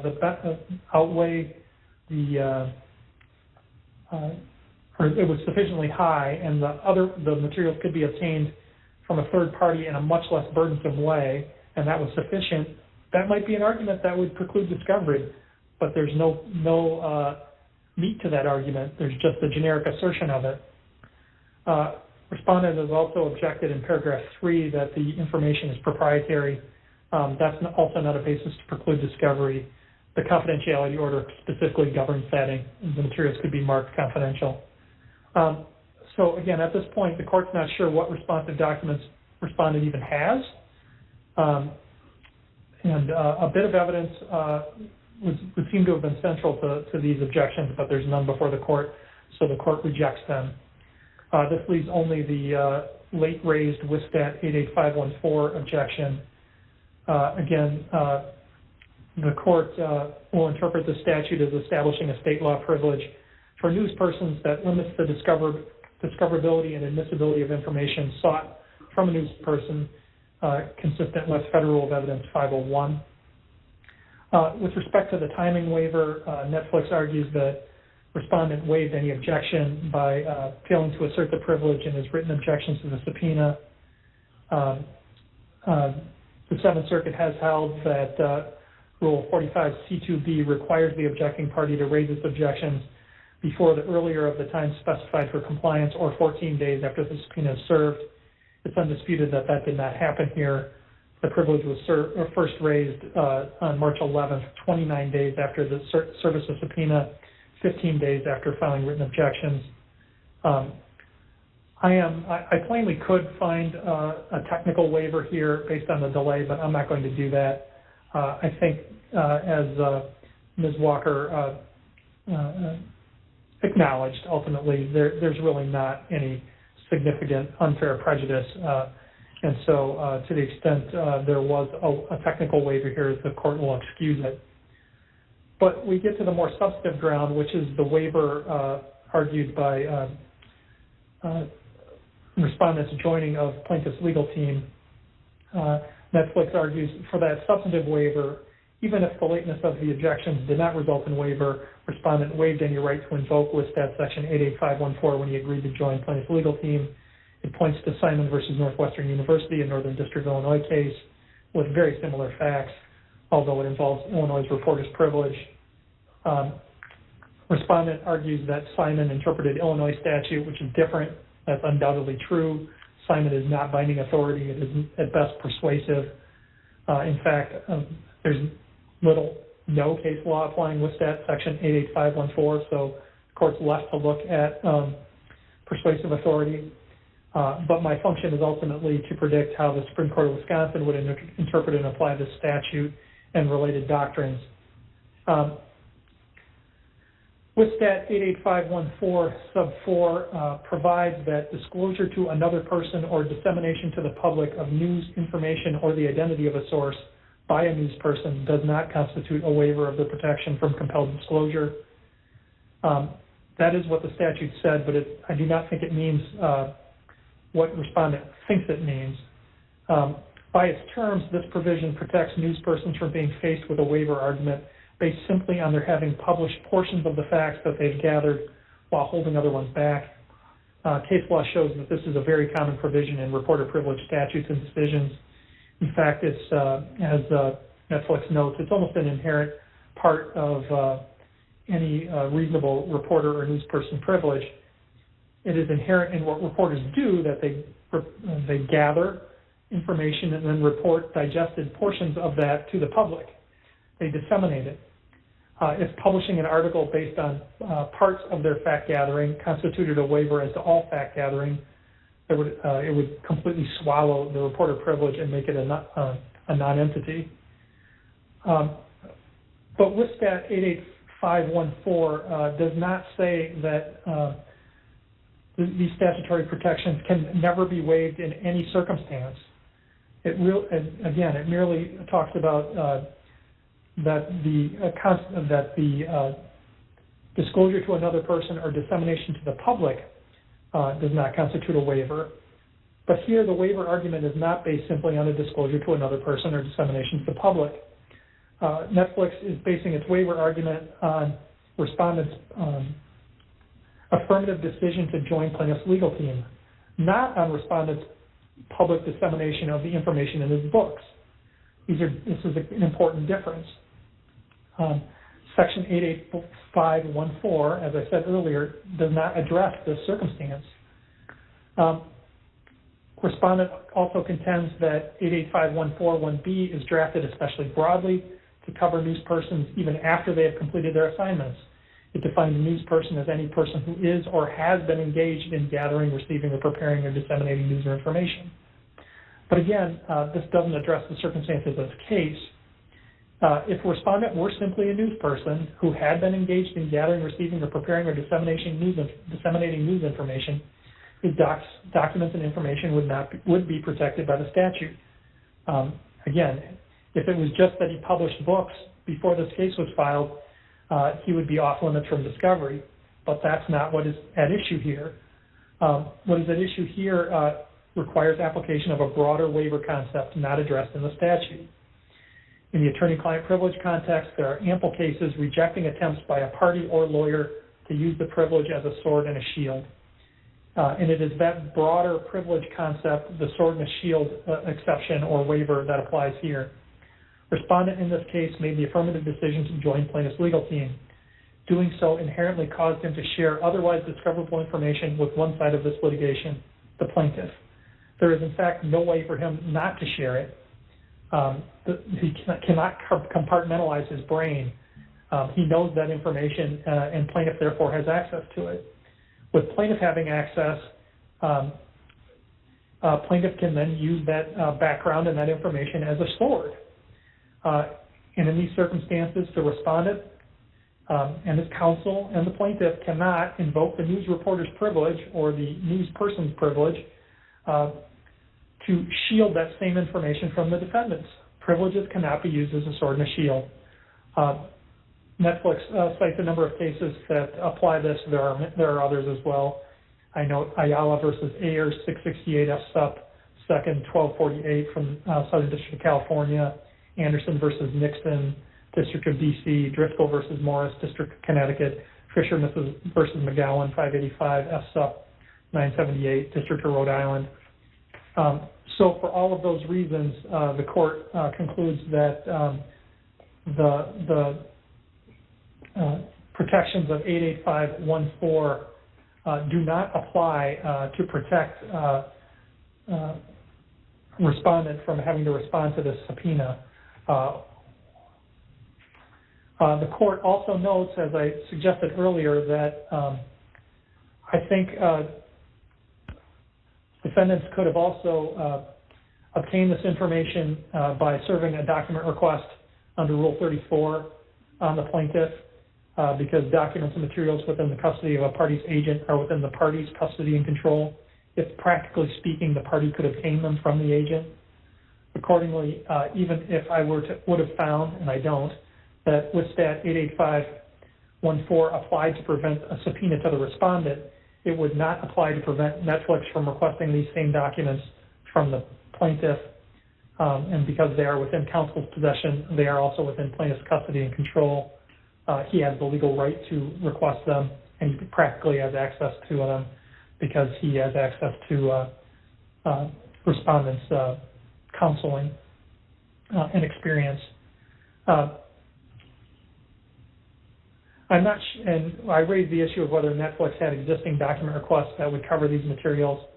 And I appreciate that maybe they did, maybe they didn't. I will also make clear, though, but given the unfairness of allowing only one side access to otherwise discoverable materials, the court would, if the situation had arisen, reopen discovery and allowed defendants to serve new document requests to obtain this material. I would do that if I thought 88514 technically barred them from obtaining them through the subpoenas, but again, I don't think that's necessary.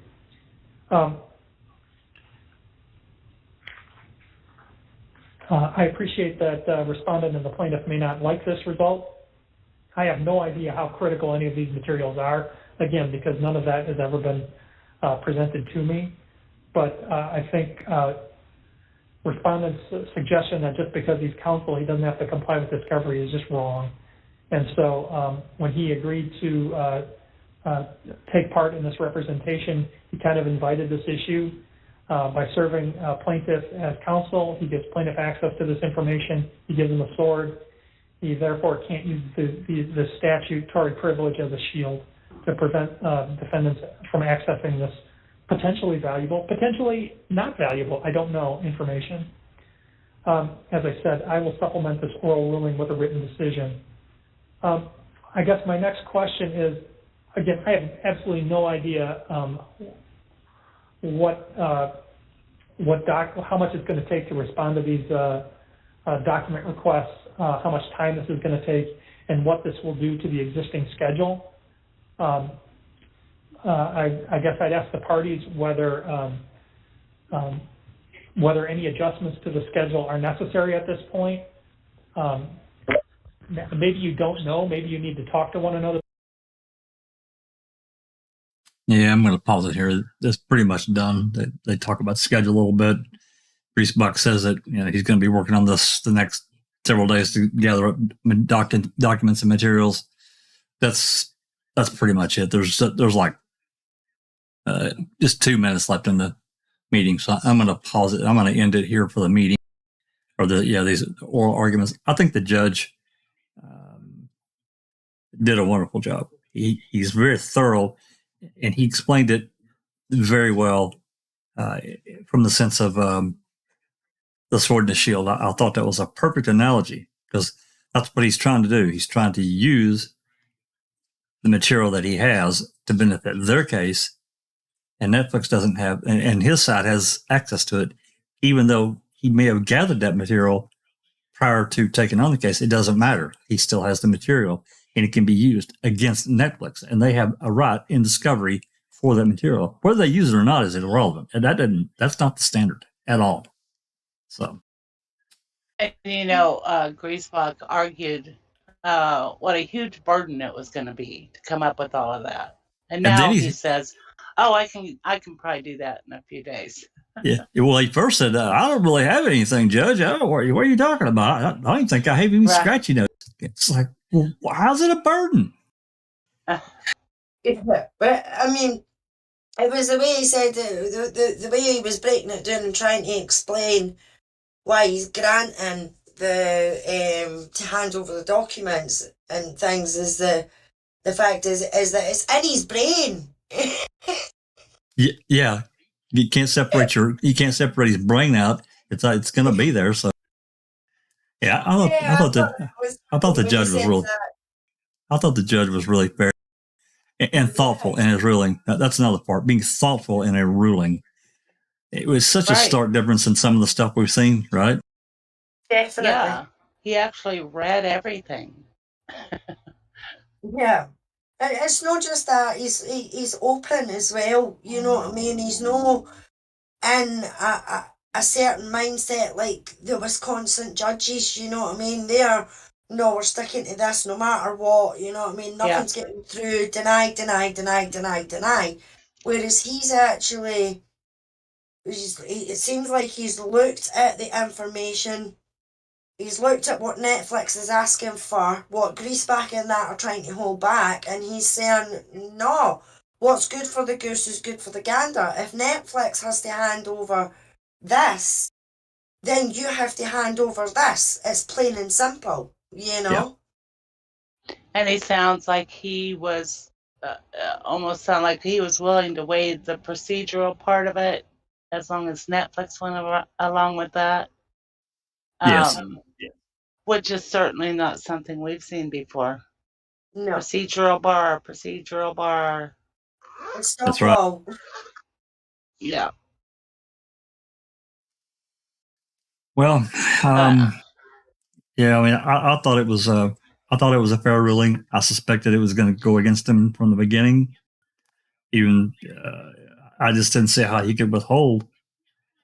Didn't see it quite in the light of how he explained it, but just from the fact of They have the information. Netflix doesn't have access to it. This Sword and Shield is perfect, man. I loved it. But Yeah.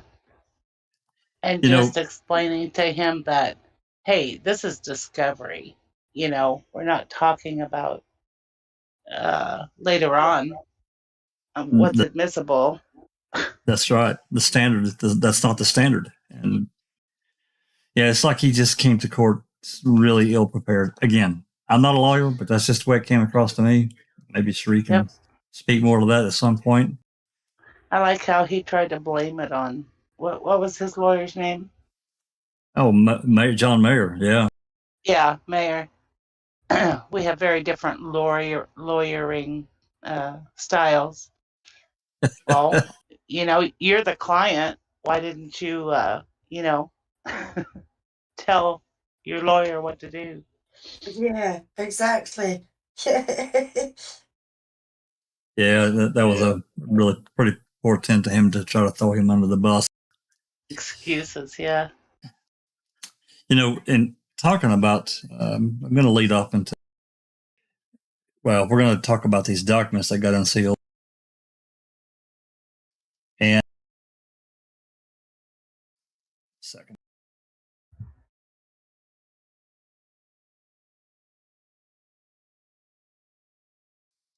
Sorry. Yeah, these documents that got unsealed. Now, I talked about at the beginning of the podcast that there are 3 documents that were previously sealed that we've seen, but of course, there was a lot of redaction. Now, I can go search around and find out what was redacted, and then show the difference. But I don't think it's necessary to do that.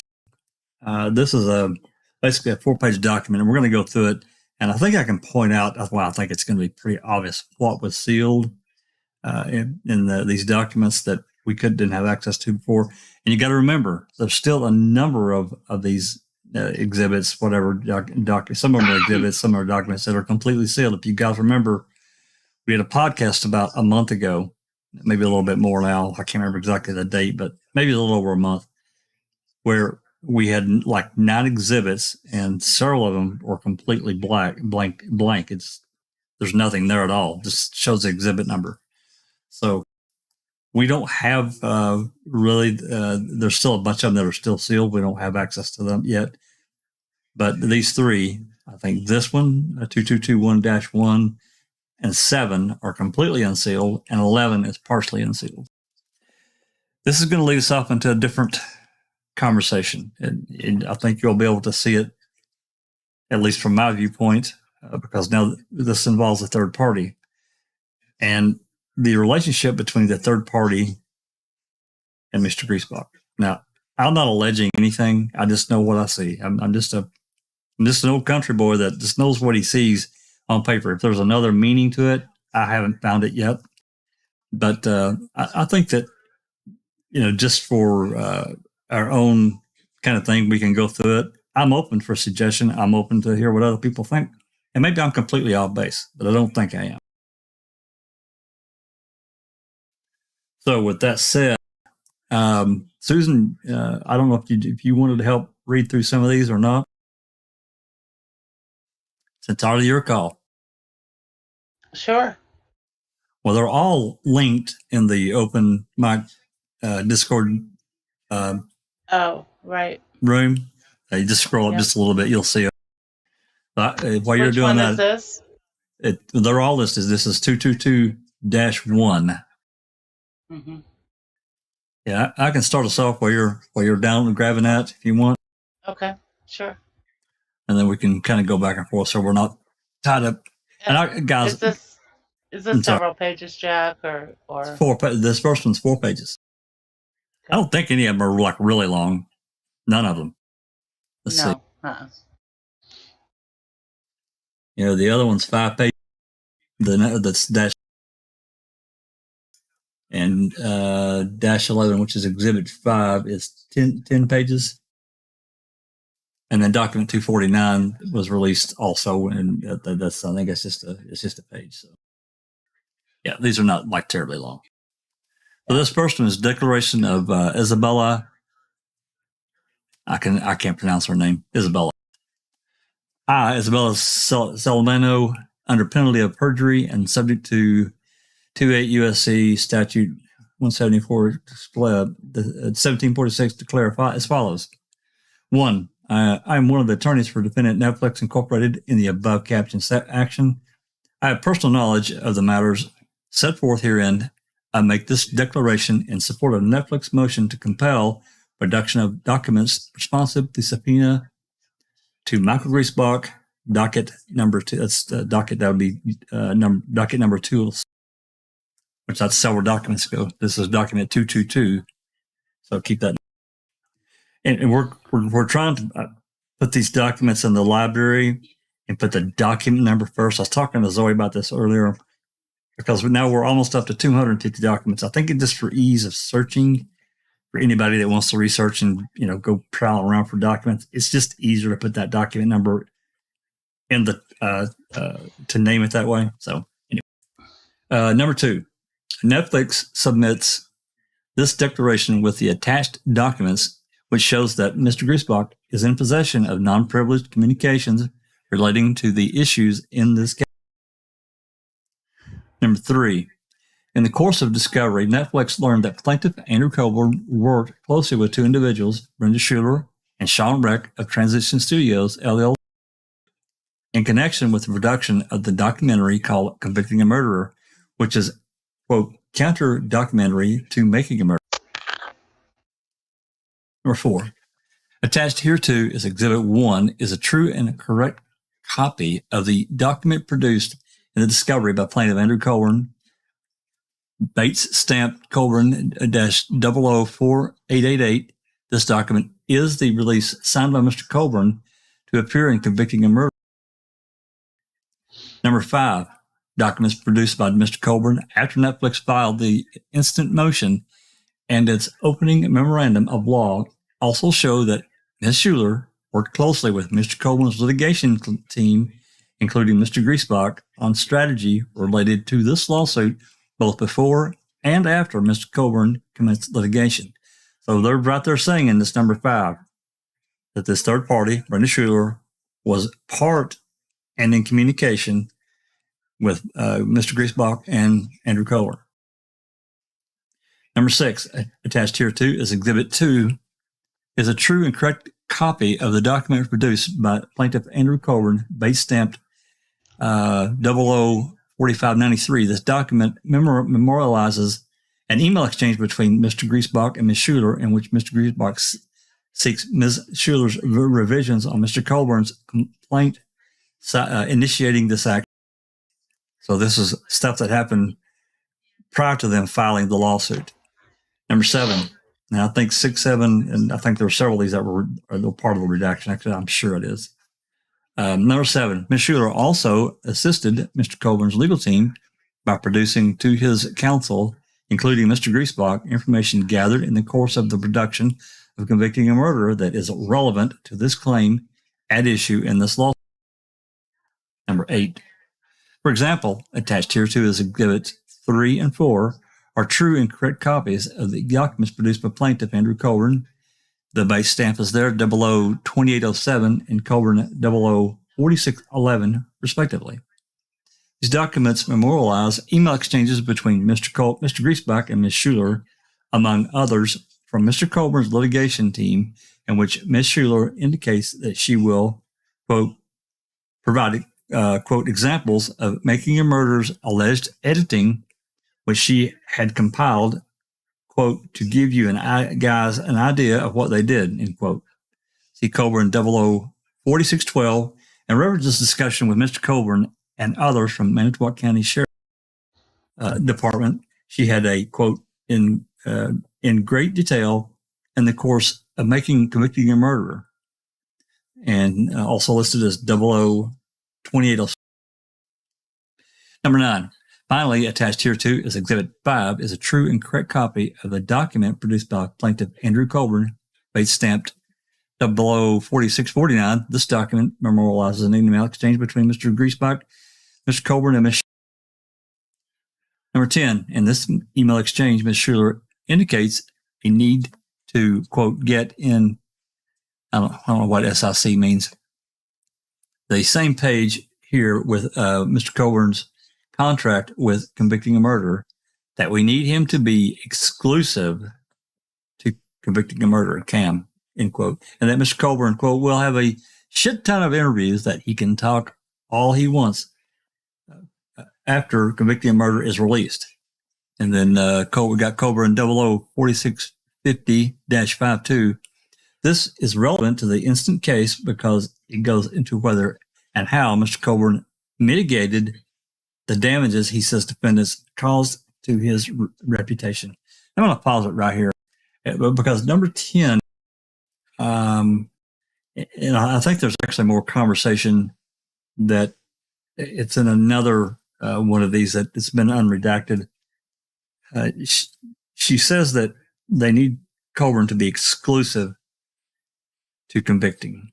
And to me, saying this to the lawyer, Mr. Griesbach, this sets up a cash register. I don't know if you guys see it that way, but in effect, using Colborn to make money. Now, that's speculation. I get that. That's an opinion.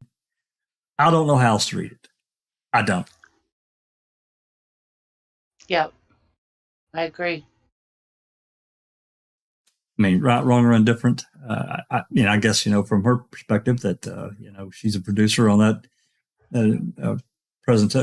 documentary, and I can only speculate that she had conversations with Sean Rick about this whole deal, because that's a pretty big scoop, because, it's been such a big deal that this lawsuit getting filed anyway in connection with making a murderer.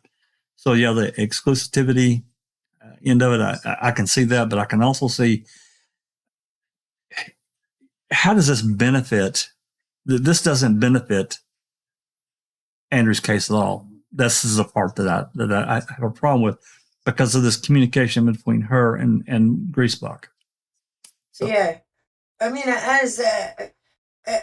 How can he claim privileges or anything like that when a third party, and it's going to be a documentary, so it's going to be in the public, and what are they trying to hide? We know wanting these communications gone out. That's what's ticking my clock, Jack, is why are they so up in arms about this information not coming out? What has she been saying to them, and basically what have they been saying to her? You know what I mean?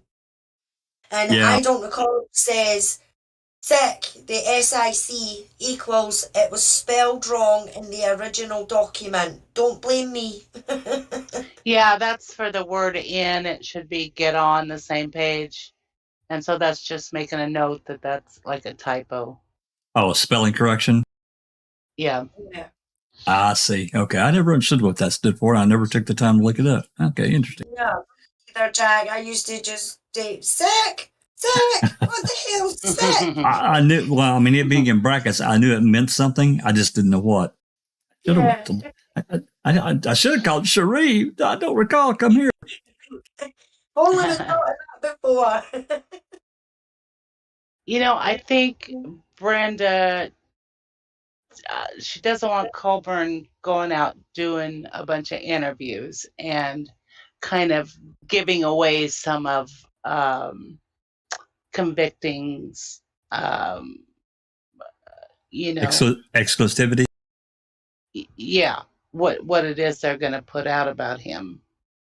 She wants it all to be hush hush until it comes out, Yeah, I agree, Susan. Yeah, I definitely agree. That clause that they want it just to be between Colborn and convicting is to stop any slip-ups or anything like that coming out about what's actually going to be in the programme. Because he could do an interview and he could get asked a certain question and be like, oh, aye, that's what happened, convicting or whatever, ask me that, and that's getting something away about the programme before it's actually came out. So I can see that point. But for it being a third party, as far as I'm concerned, it's fair game.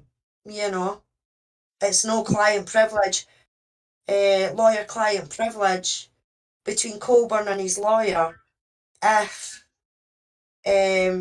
he's talking to a third party. It just doesn't seem right. Well, and not only that, they're claiming the reporter privilege in the materials that he had access to in writing his books is all well and good, but when he became the lawyer, that knowledge and material came with him as part of the package. So he has to take the consequences from that. So I get it. But I guess so. That's a warning to all authors out there. If you're a lawyer, you better be careful which client you take, because you may be called into question. You have to produce documentation of your work. And I agree wholly in the reporter privilege as it is fairly applied to a reporter to shield their sources and confidential information. I get that. That's fine. But yeah, but he's not a reporter, Jack. Just because he's wrote a couple of books doesn't make him a friggin' reporter. Well, if he hadn't become Colborn's lawyer, he could have probably survived this, and it would be completely different. If he would been unconnected to this case and hadn't been, Colborn's lawyer, some other lawyer took his case, they couldn't call Griesbach and say, "Hey, you got to provide all this information." The reporter privilege would have been in place, and it would have prevented that. But because he is the lawyer, he brought that knowledge and information with him. So, all right, let's read. Let's get through some more of these that were redacted. Number 11, the exchange similarly acknowledges that documentaries and their makers have and are entitled to their own perspectives. For example, Ms. Schuler describes that Sean Reck will humanize the hell out of Mr. Colborn in response to Mr. Griesbach's expressed desire for Mr. Colborn to work with a reporter to give readers an idea of what you're like in order to humanize you for people who only know you from making a murder, ma'am. That's a document 004652-53.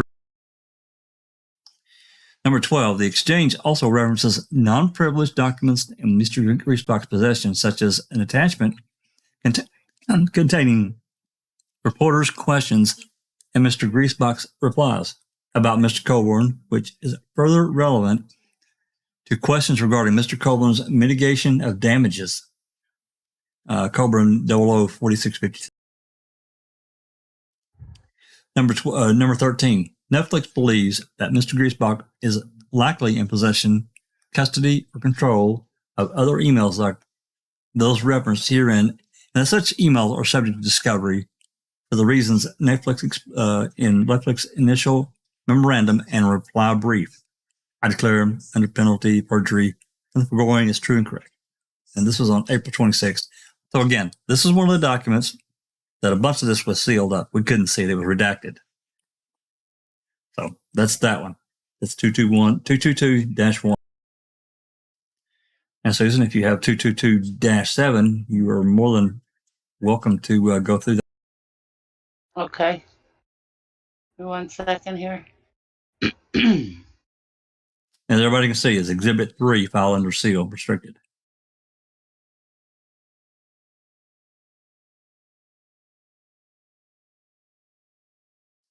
And I will tell everyone, you can see this very top.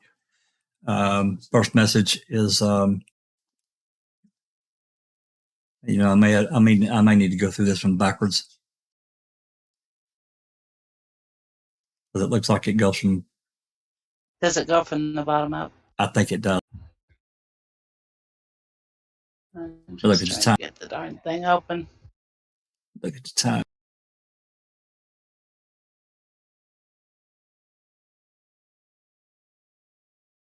Let's see. 444. Yep, gotta go from the bottom up. Okay. It starts on January 16th, 2019 at 444 and goes down to the bottom page, then we'll go up again. Uh-huh.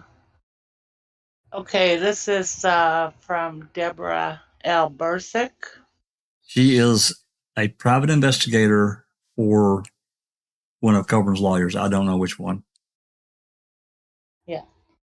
And it says, Brenda and Michael, it would be of great help in proving that Andy made the call if we could locate that piece of paper that the dispatcher prints upon him calling in the license plate of the car.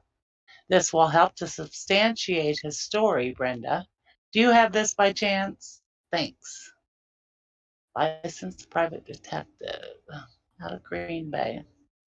Yeah, and there's no answer to. There's no answer. That's it. I'm going to go up. And then from Griesbach to Deborah, carbon copy Schuler. I'm not understanding, Deb. No one doubts and no one doubts Andy made the call to dispatch. It's on tape. Which are you referring to? Which call are you referring to? And then let's see. From Deborah. At 5:44. Yeah, I agree that no one disputes he made the call.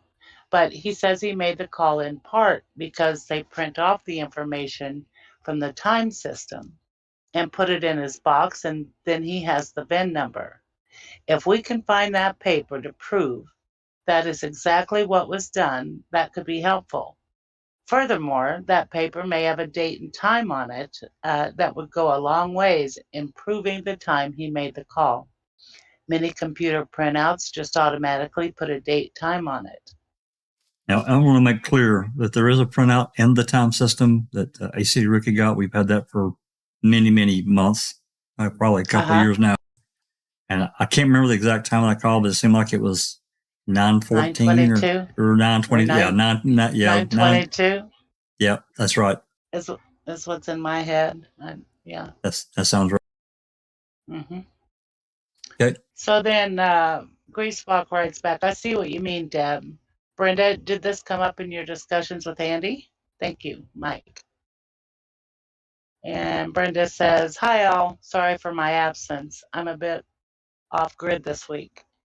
Andy and I have talked about this in great detail, and I've also spoken to Larry Ledvina at MTSO about it.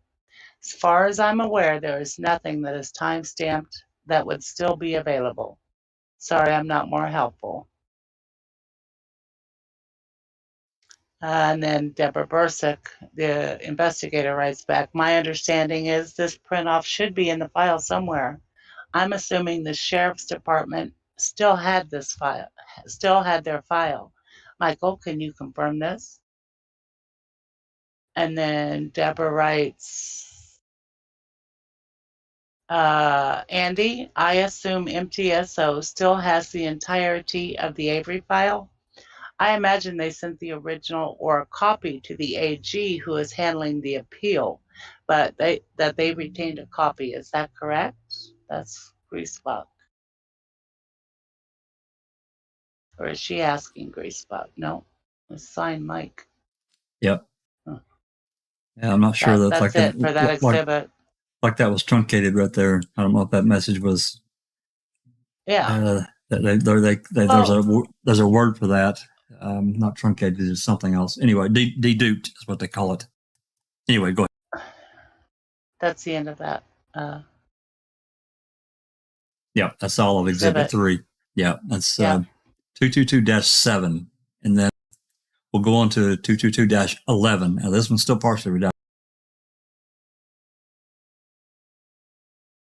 Let me see. I think we probably need to go on the bottom up again. Yep, we do.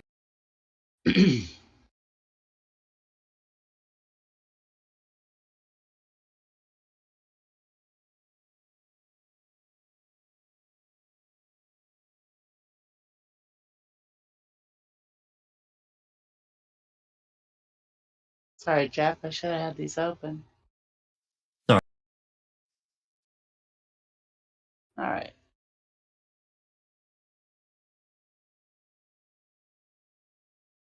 Yeah, a lot of these are look like they're deduped. which means to me there's information missing. Deduked. I'm not familiar with that. Yeah, it means that they've taken the original and then it's been screen captured and pieces cut. Yeah, the first So one. the first one. It looks like they're on page 6. Yeah. January 9th at 2019 at 8:03 a.m. Yeah, so we're going back in time here, right? Yeah. Okay, this is to Andy from Griesbach. Yeah. Says Andy, there's a reporter doing a series on the trend of documentaries that negatively affect the lives of regular people. She contacted me on Monday. I responded to her in a general way because I think it would help your case and get word out to the public regarding why you are pursuing this lawsuit. She's a former Time magazine writer who now works for the Hollywood Reporter law section. I know the Hollywood Reporter. I wouldn't have replied, but I like her questions and the issues she's writing about. I insisted that the interview be by email so nothing I said could be taken out of context. See her attachment for her questions and my replies. Here's the thing. She wants to give readers an idea of what you're like in order to humanize you for people who only know you from ma'am. Ideally, by speaking with you in a telephone call. I trust her to a point, but I don't want you to do that right now. We'll get one of the national TV networks to do that later. In the meantime, though, I'd like to give her a rundown on the basics of your life, where you've been, what you've done for a living, how many children, if you're comfortable with that, a little about Barb, if you're comfortable with that too, and a few other details we could share to, in her words, humanize you. The other option she mentioned is to have someone close to you talk to her about you and what you're like. We could do that, but I'm inclined to proceed as outlined above because we can better control our message that way. Let me know what you think. Again, I've attached your questions and my replies regarding the thrust of the articles, so you should read that first. I've copied in Brenda in case she wants to weigh in. She's pretty damn smart. And of course, she wants this info yesterday, assuming we're willing to provide it. We don't have to. Yeah, this is what they were talking about in the last emails with that we read, the last document.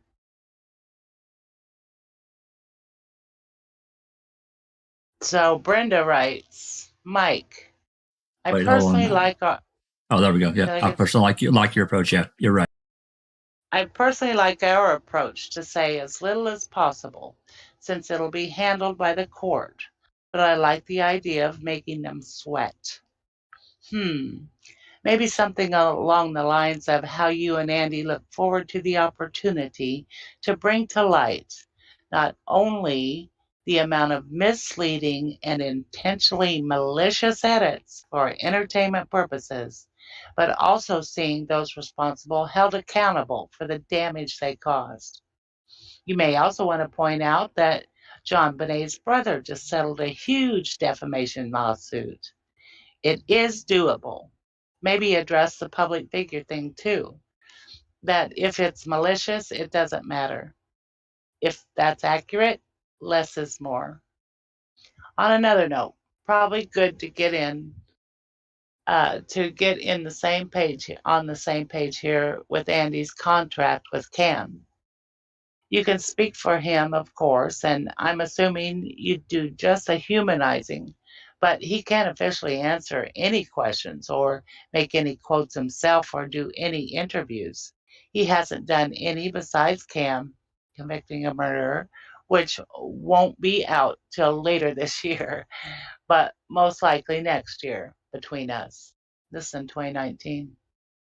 Yep. I'm traveling to Cleveland for a week next Tuesday, and we'll be discussing how to proceed with filming since the defamation lawsuit wasn't initially taken into account. I foresee Sean wanting to follow it and perhaps obtain some type of behind-the-scenes access. I'd like to get your thoughts on that too, as you'd be part of it if that's the route Sean wanted to take. I've chatted with Andy about it several times. It's a huge opportunity to really make a difference. I know Sean will humanize the hell out of Andy, but we need him to be exclusive to convicting a murderer, which is what will make it an even better message to the world and draw viewers in, hearing his story the first time from his mouth. That's why she didn't want him to do it. That's Then right. he will have a shit ton of interviews and he can talk all he wants after that. I'm glad this came up as I needed to mention it before I headed to Cleveland and before you met with George on Friday. Just something to keep in mind. Thoughts? Wow. Yeah, which is why I prefaced what I said before we began. I mean, to me, it's just like Andy's case has been, it's kind of a second fiddle. That's what I see. Yeah. And Griesbach writes back, yep, I'll generally be keeping mum, except for a few selective general points that will make us seem above the fray, but still remind people we're there. We'll still remain above the fray and let our court filings and appearances do the talking, but we can let them totally take advantage of the vacuum. It's what MTSO pretty much did after Ma'am, and it was a total PR disaster. We're going to be smart about this. Talk about throwing them under the bus and then backing up over it a couple times. I got him, man.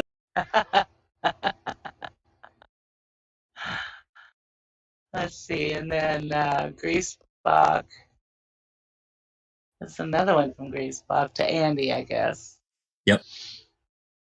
Attorney-client privilege. Andy, Brenda has raised the issue about Sean Reck's belief that you can't interview with the media until his documentary is released.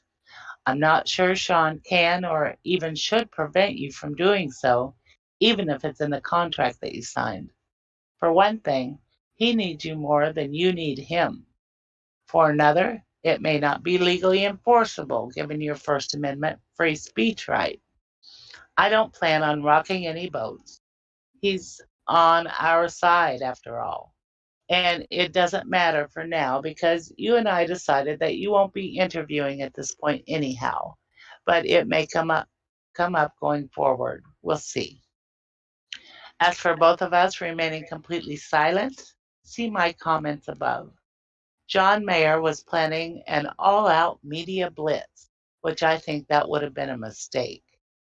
For the most part, we should remain above the fray and obviously not stoop to the likes of Zellner and Buting.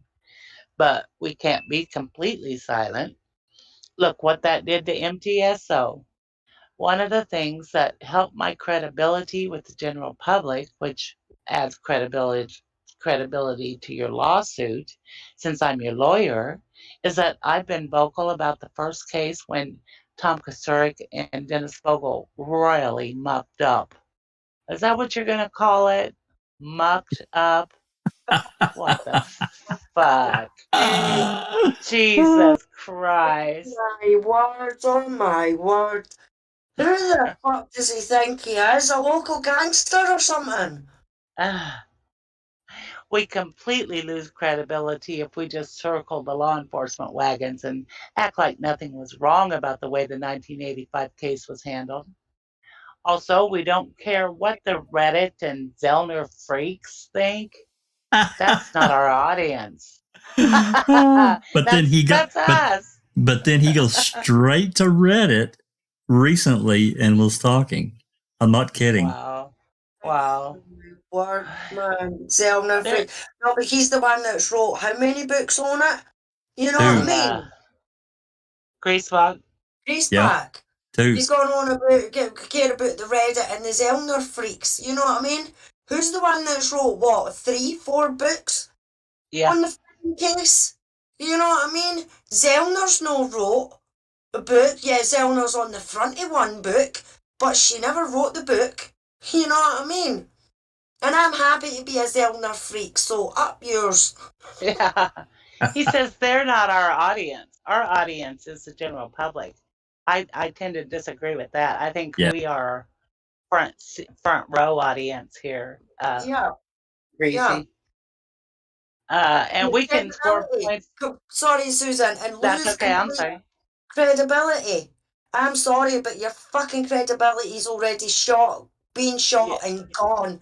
You know what I mean? Because he was in, ma'am, and everything that he was involved in and that, everybody that was involved in this whole case, including Greasy Arse, their credibility was long gone and has been long gone. Well, one of the things that he did was that, he basically came out and said that, yeah, there was some really screwy shit that went on in the 85 case, but that could never happen in 2005. That's literally what he said. Yeah. He says our audience is the general public, and we can score points with them and for your lawsuit if we're selective in how often and what we say. That said, I still want to get something to this reporter along the lines I mentioned above. We'll do it by email so we can better control what she publishes.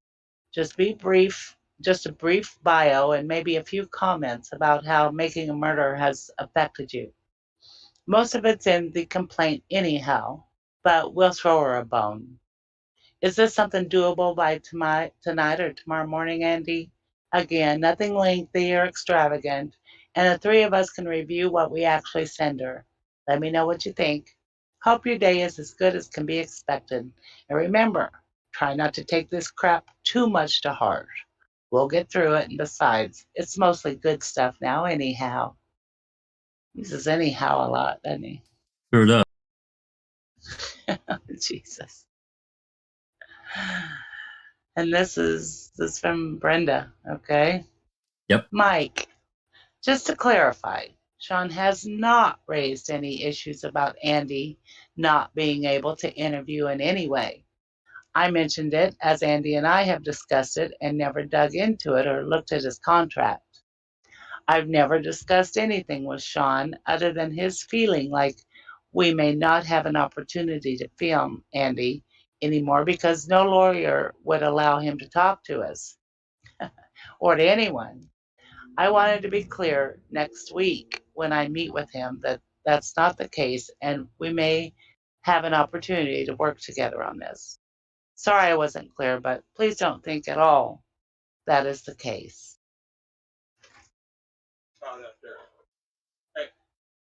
Then we got a bunch of stuff that's still redacted. Not exactly sure why. Obviously, we can't see it.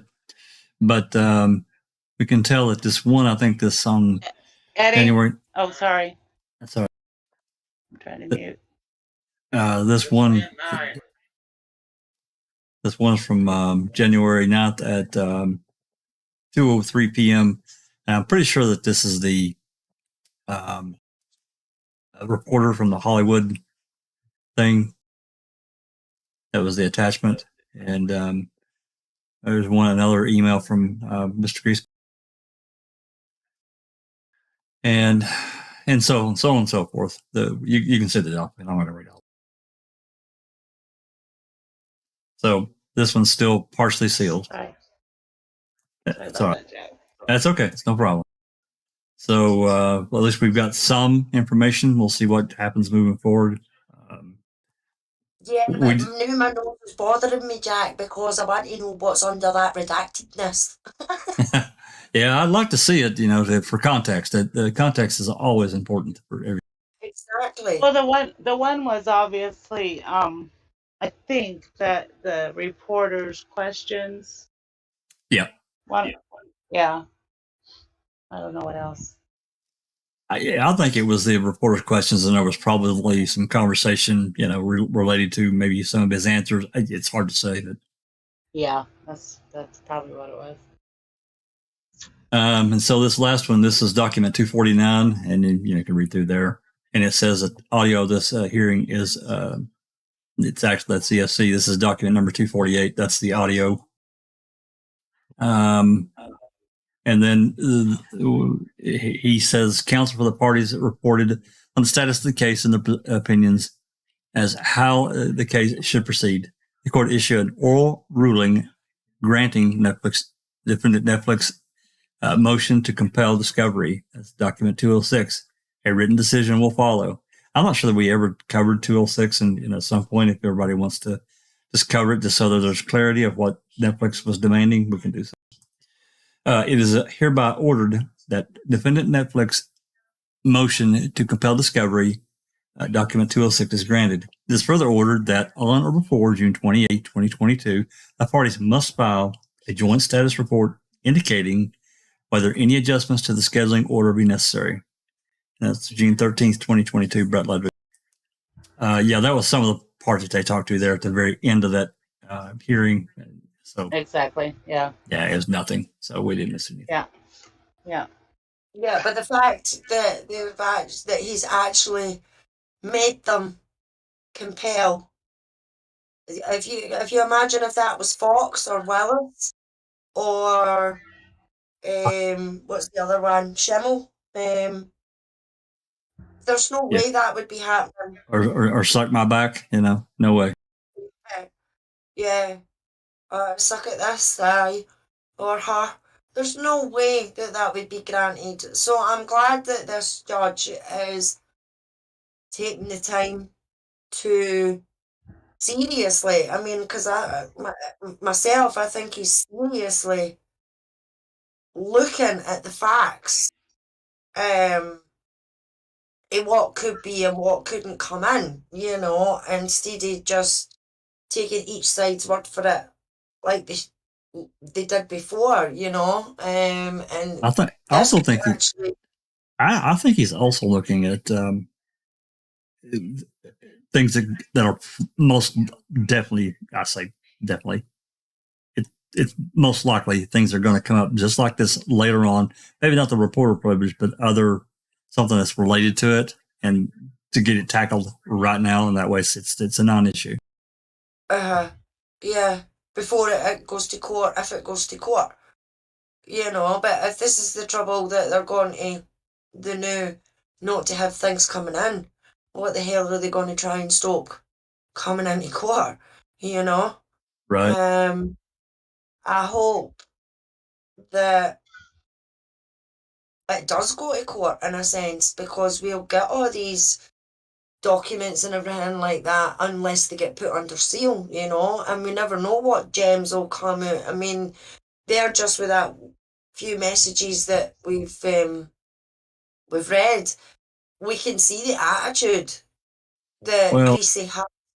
Well, Judge Ludwig said in the June or the May 25th meeting, it's federal court and it's pretty much open. He doesn't like to seal anything. It's open, and he said that clearly. And that's typically how federal court is. Now, not everything, obviously, but he was very clear about that. So it's hard to say, but again, we're still way away from any kind of trial thing. This is discovery level stuff, so it could be things that we may never see. It may not be relevant and unimportant. So, but see, that's the whole point of the discovery, though, Jack. You know what I mean? If the judge isn't getting all the information because Greasy's holding back stuff and everything like that, how is he meant to make an informed decision? How is he meant to make a proper decision to say, right, okay, I think this is relative, so that doesn't need to come in.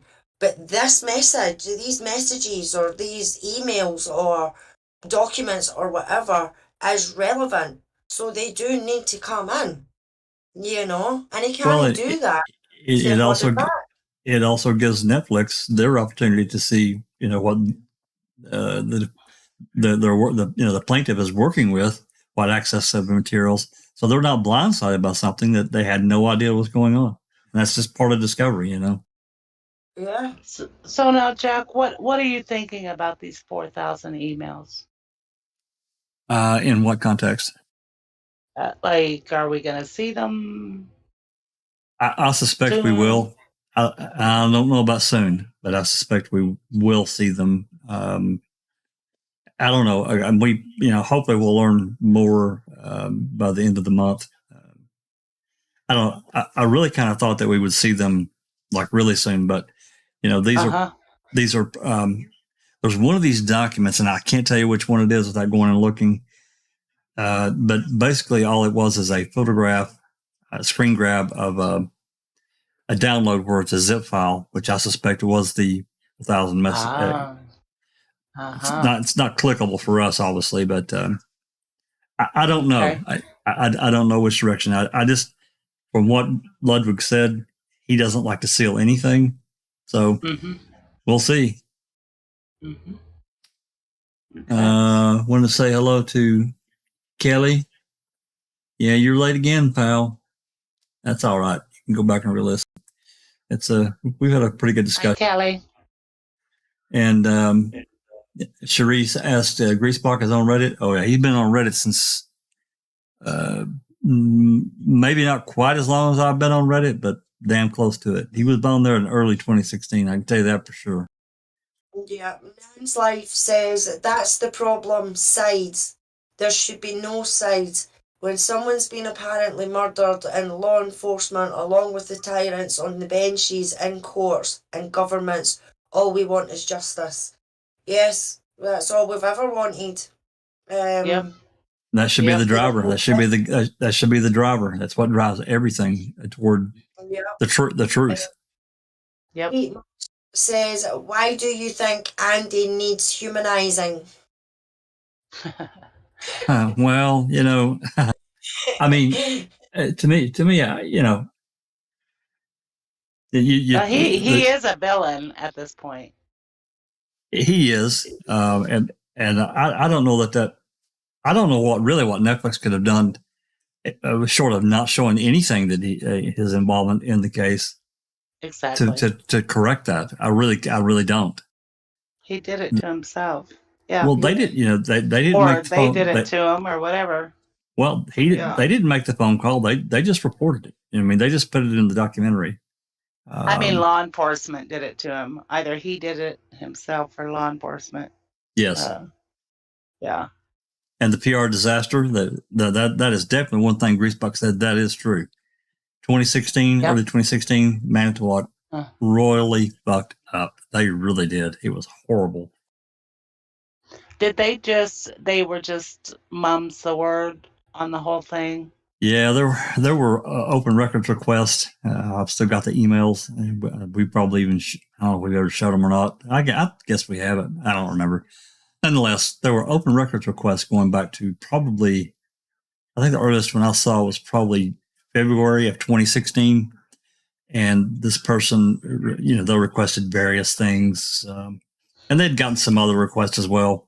And I'm talking about more towards Calumet County. Of course, they handled the case. I'm sure Manitowoc, got their share as well. But nonetheless, there was Calumet County hired a third-party lawyer. Can't think of his name at the moment. It was you sure he just refresh his memory. Calumet County hired a third-party lawyer, and in conjunction with this guy, Calumet County Corporate Counsel, they had this back and forth discussion with the DOJ in Wisconsin about releasing, these open records requests. And that's when the DCI basically, and they're not supposed to do it, put a blanket restriction on pretty much anything Avery. Anything. Blanket. Bullshit. It is bullshit because their own guidelines say they can't do that, but they've gotten away with doing it. They released a few things, but really nothing too much of substance that I can recall. And then apparently it's really obvious that they got together, this third-party lawyer, their corporate counsel, probably even the DOJ lawyers. They got together and they wrote out this kind of a standard rejection, when you send an open records request due to future litigation, blah, blah, blah, blah, blah, blah. And it goes into like a 2-page legal document that is really pretty ridiculous in a 15-year-old case why they can't release X, Y, and Z. So Did you get a response to your email today, Jack? I didn't send it. I ran out of time. Some things came up here, but I'm going to send it tonight. And I'm a patient person, but just for the record, for anyone that's still here and listening, I sent a pretty large open records request on March 15th. 93 days today. I sent this request. I got a response 49 days ago that approved my request and said I had to prepay, which I did. Foul play paid me back. Don't get me wrong. It's a foul play thing. 49 days since that happened. I basically paid it within an hour of getting the approval. And then I've asked for 2 status updates, and basically I've been just kind of knocked to the dirt. And 49 days. Uyghur did say that it's going to be it's going to take some time, which I understood because there is one of the requests I have. There's 3 microcassettes that had to be converted to a digital format, and that's fine. But in this day and age, Jack, it's not that freaking hard. No, to transfer from a tape to a disc. Matter of minutes, yeah.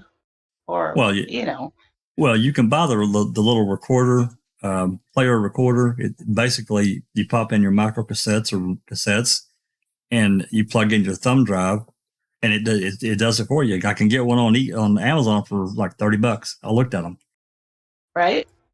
Yep, absolutely. I'm guessing they probably shop that stuff out. I don't know. Well, he did say that some of the stuff would have to be sent out to get it done, but I think I've been really patient. We're basically 50 days since it was approved. I think that's enough time. So I'm gonna get. Jack, it does not take 3 months. Get a couple of months to a few weeks. Aye, fair enough, but not 3 months. Well, 6 weeks to even get a response one way or the other to my request. I expected my request to be denied. I did. But they didn't really have grounds to deny my request because there's nothing legal on the case filed. Nothing. The case is closed effectively. Right. So I don't know what the delay is if they're trying to wait till, Zellner files something at some point and they say, oh, well, we can't give you that. That's, future litigation, blah, blah, blah, which is complete bullshit. It's absolutely. You already paid for it, so. I was just about to say that, Susan. Yeah, you've already paid for it, Jack. So they've got no reason to keep it back. And give you excuse after an excuse after an excuse. Didn't accept it, you know what I mean? You've gave them ample time and ample opportunity to get that stuff to you. And the fact that, they're stalling. By the sounds of it, they're stalling for some reason. So I would be hounding them now and saying, right, enough is enough. I've gave you this amount of time. It's time to hand over the goods. Even saying to them, something again, give me it in parts then. If you've got something ready now, send me it. I'm quite happy to take it in parts. The only thing I can think of is that they're maybe wanting to have it all together and send you it all at once. But even at that, it still shouldn't take 3 months. I popped the list up there. I popped it up on the screen, what all I requested. And it was, like I said, it was approved. You can see it there.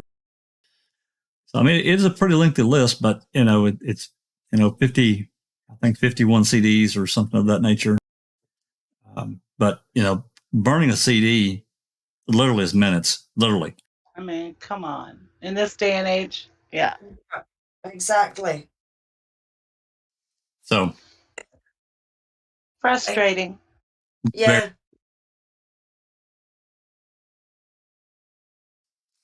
So anyway, the majority of them are on CD though, Jack.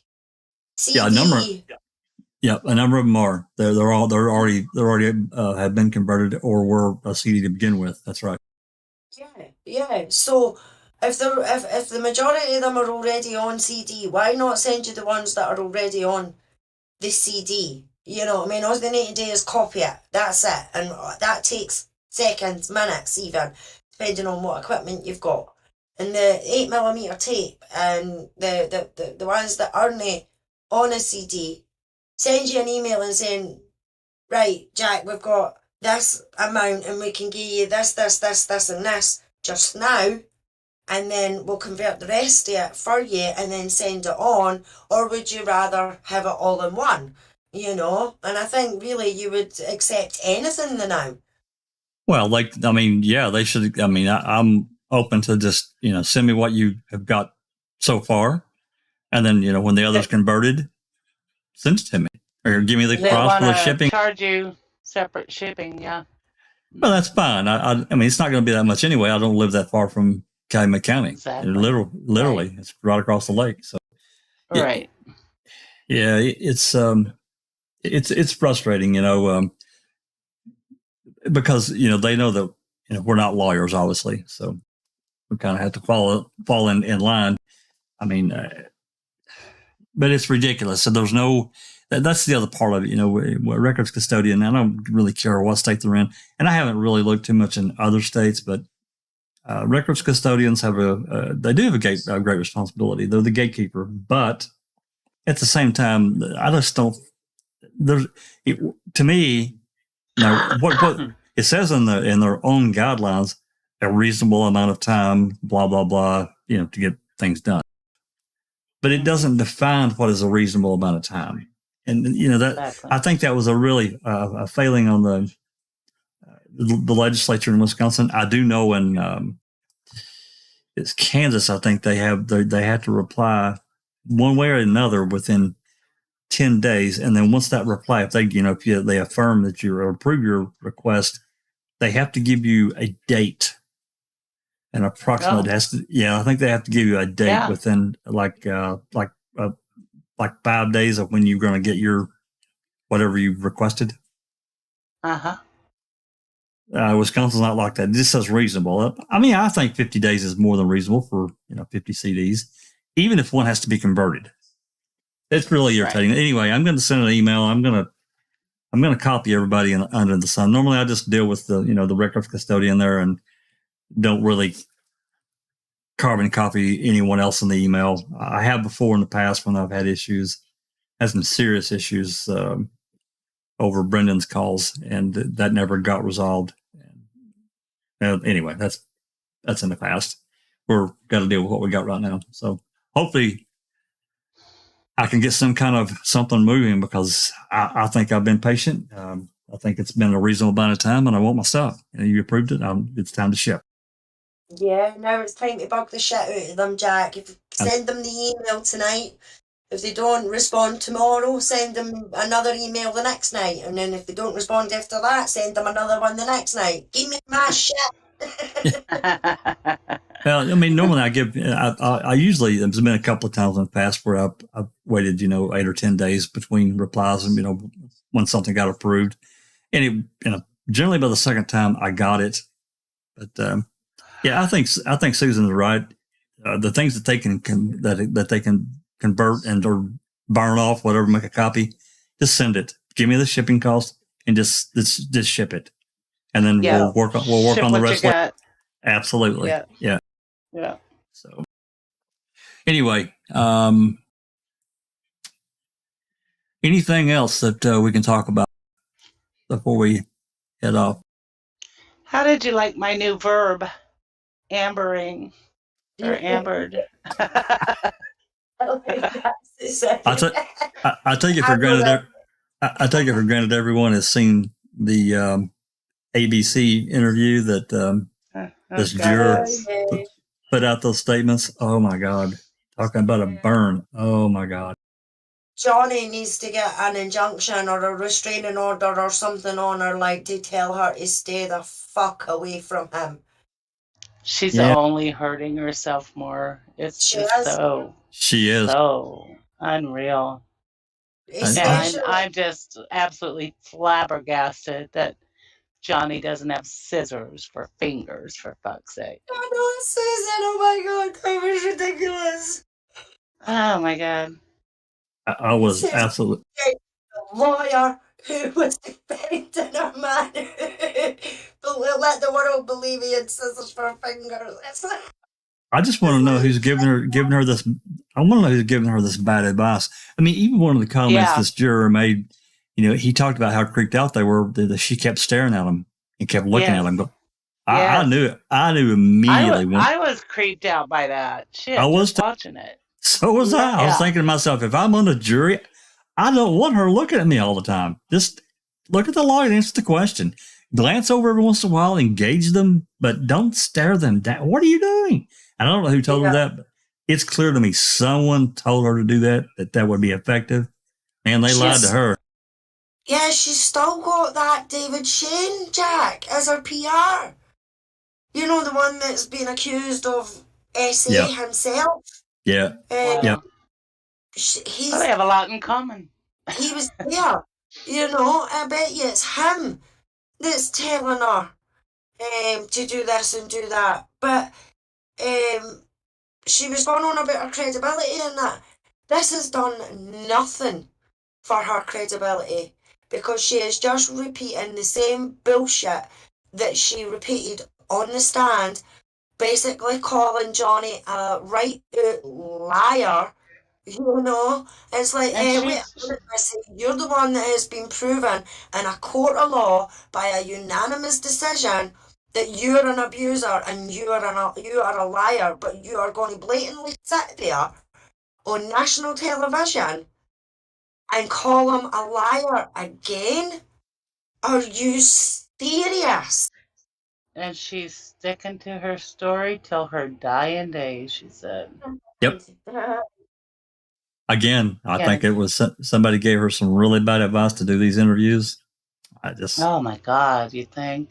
Jesus. It's like the second time she climbed in the witness chair. I knew it was a mistake before when they called her up. I'm like, oh my God, get her out of that chair. Out. I give a lot of kudos to the interviewer. What's her name? Savannah Guthrie. Savannah, yeah. She's doing a great job. She did, but in a way, I think she could have pushed a wee bit more, Susan.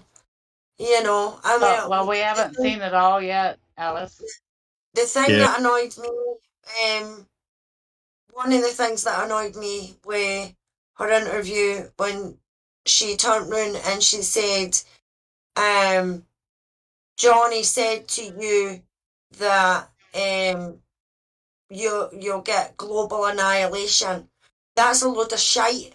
It wasn't. What he said in that message is she's asking for global annihilation because it was a text message or something to somebody else, and he was on one of his rants, and I don't know if it was to Stephen Dooters or somebody else, but he was in a rant, and it was basically he doesn't want to do this, he doesn't want to go through this, and if she goes through this, then she is going to commit herself to global annihilation. So she's asking for it if she goes and does what she was going to do by saying these things about Johnny. That's what he was saying. But she should have known better, and she should have done a wee bit more research. Even go back and watch that specific bit in the trial, because it wasn't Johnny telling her, I'm going to give you global annihilation. You know what I mean? He just said that if she goes ahead with this, she is asking for global annihilation. And that's what annoyed me about that interview with Savannah, is she rephrased that statement wrong, Well, yeah.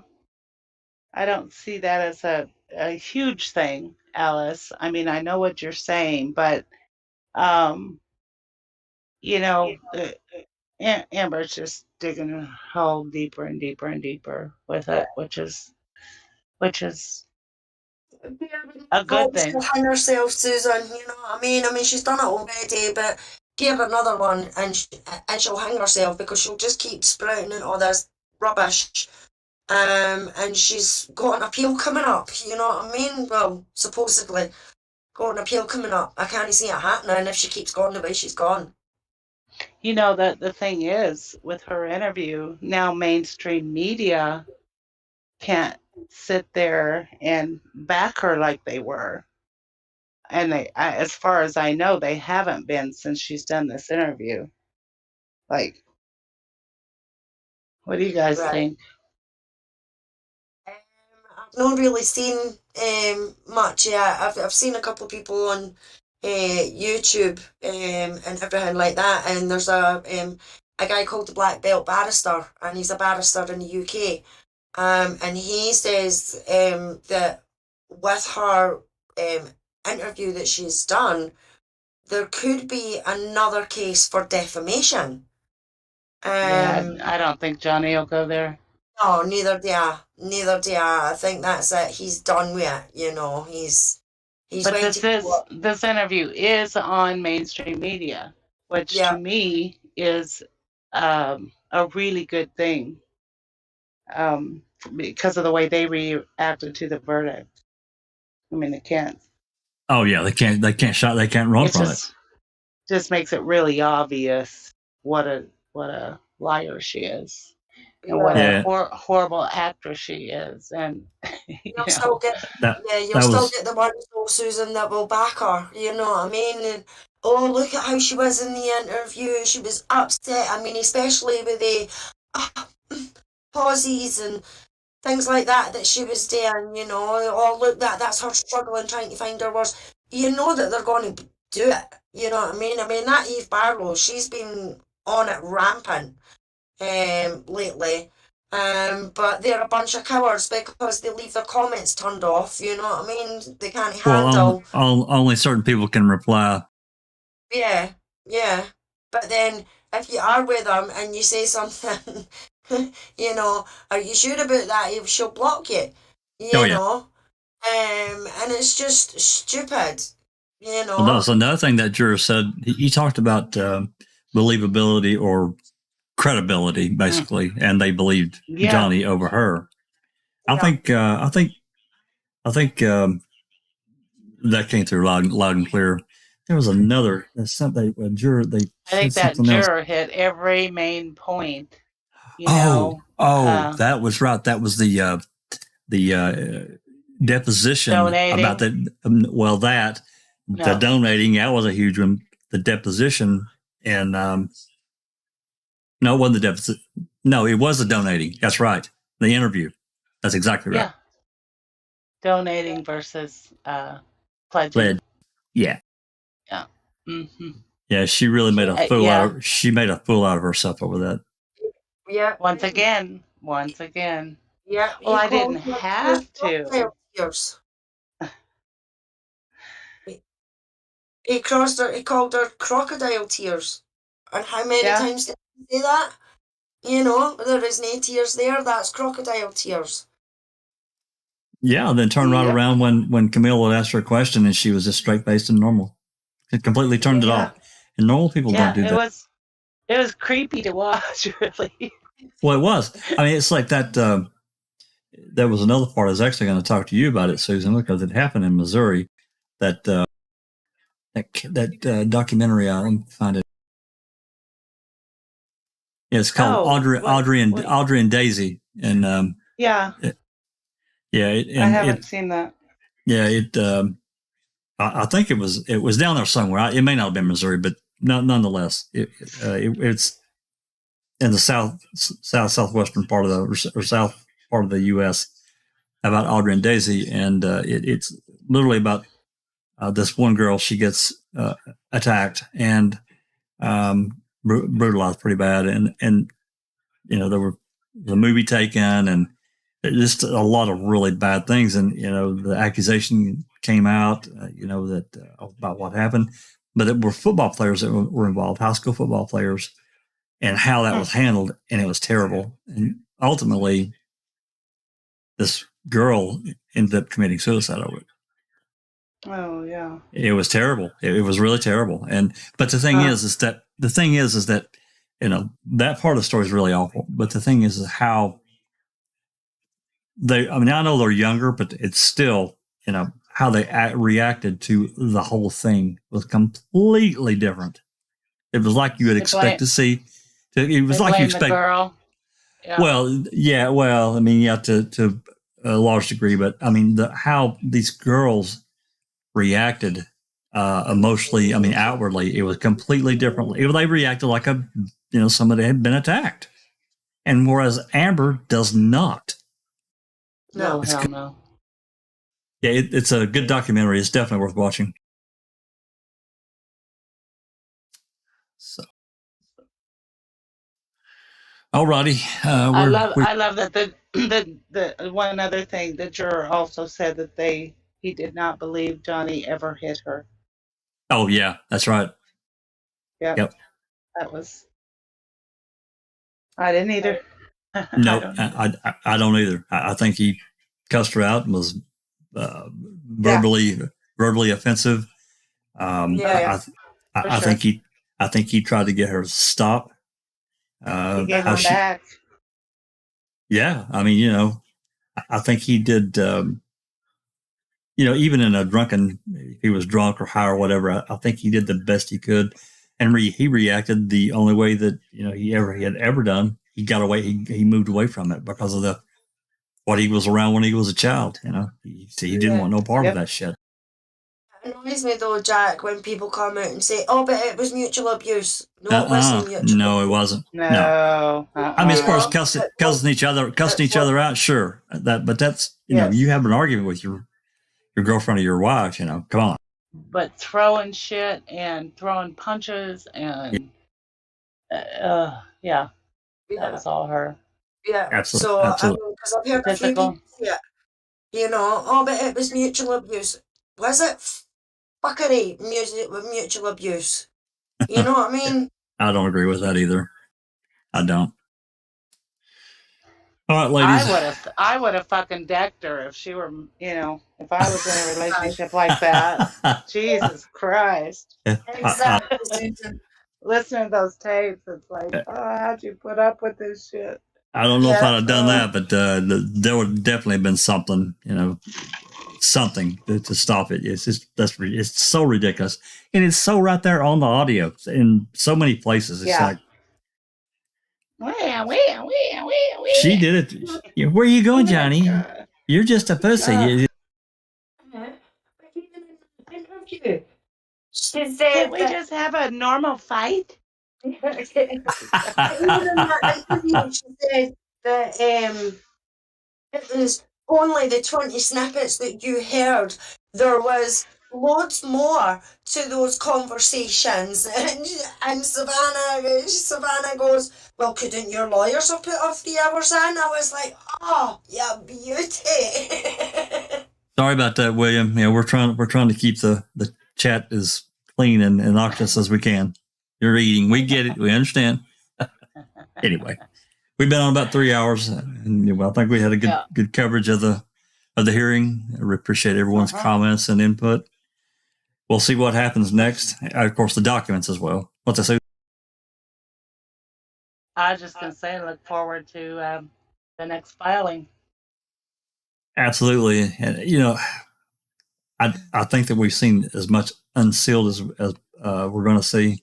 I know Cherie has checked some other documents that we thought maybe would get unsealed, and they're still sealed. So we'll see. We'll see what happens. Thank you, Cherie. Absolutely, she's a rock. She is a rock star. Absolutely. So, with that said, Alice, thank you very much for coming. All your commentary. Always look forward to that. And Susan, everybody in chat, really appreciate it. If you like what we've done, everybody. Yeah, please, give us a thumbs up, subscribe, hit the bell. Let us know what we can, maybe bring to the table and discuss for, open mic is what it's there for. We obviously can't cover everything, but we try to cover. Just walked in. What in the world? What's going on, Ripper? Wow. Yeah, you're a little late, bud. Yeah, I mean, we started a little after 5 your time. Nice to see your face. Anyway. Absolutely. Absolutely. And I did get to see part of your interview you had with, I can't think of that fellow's name, the other day. I didn't get to see it all, but I did get to see quite a bit of it. That was really interesting. So anyway, thanks for popping in, man. Anyway, give us a shout, give us a like, a subscribe, thumbs up. And this has been a Foul Play production.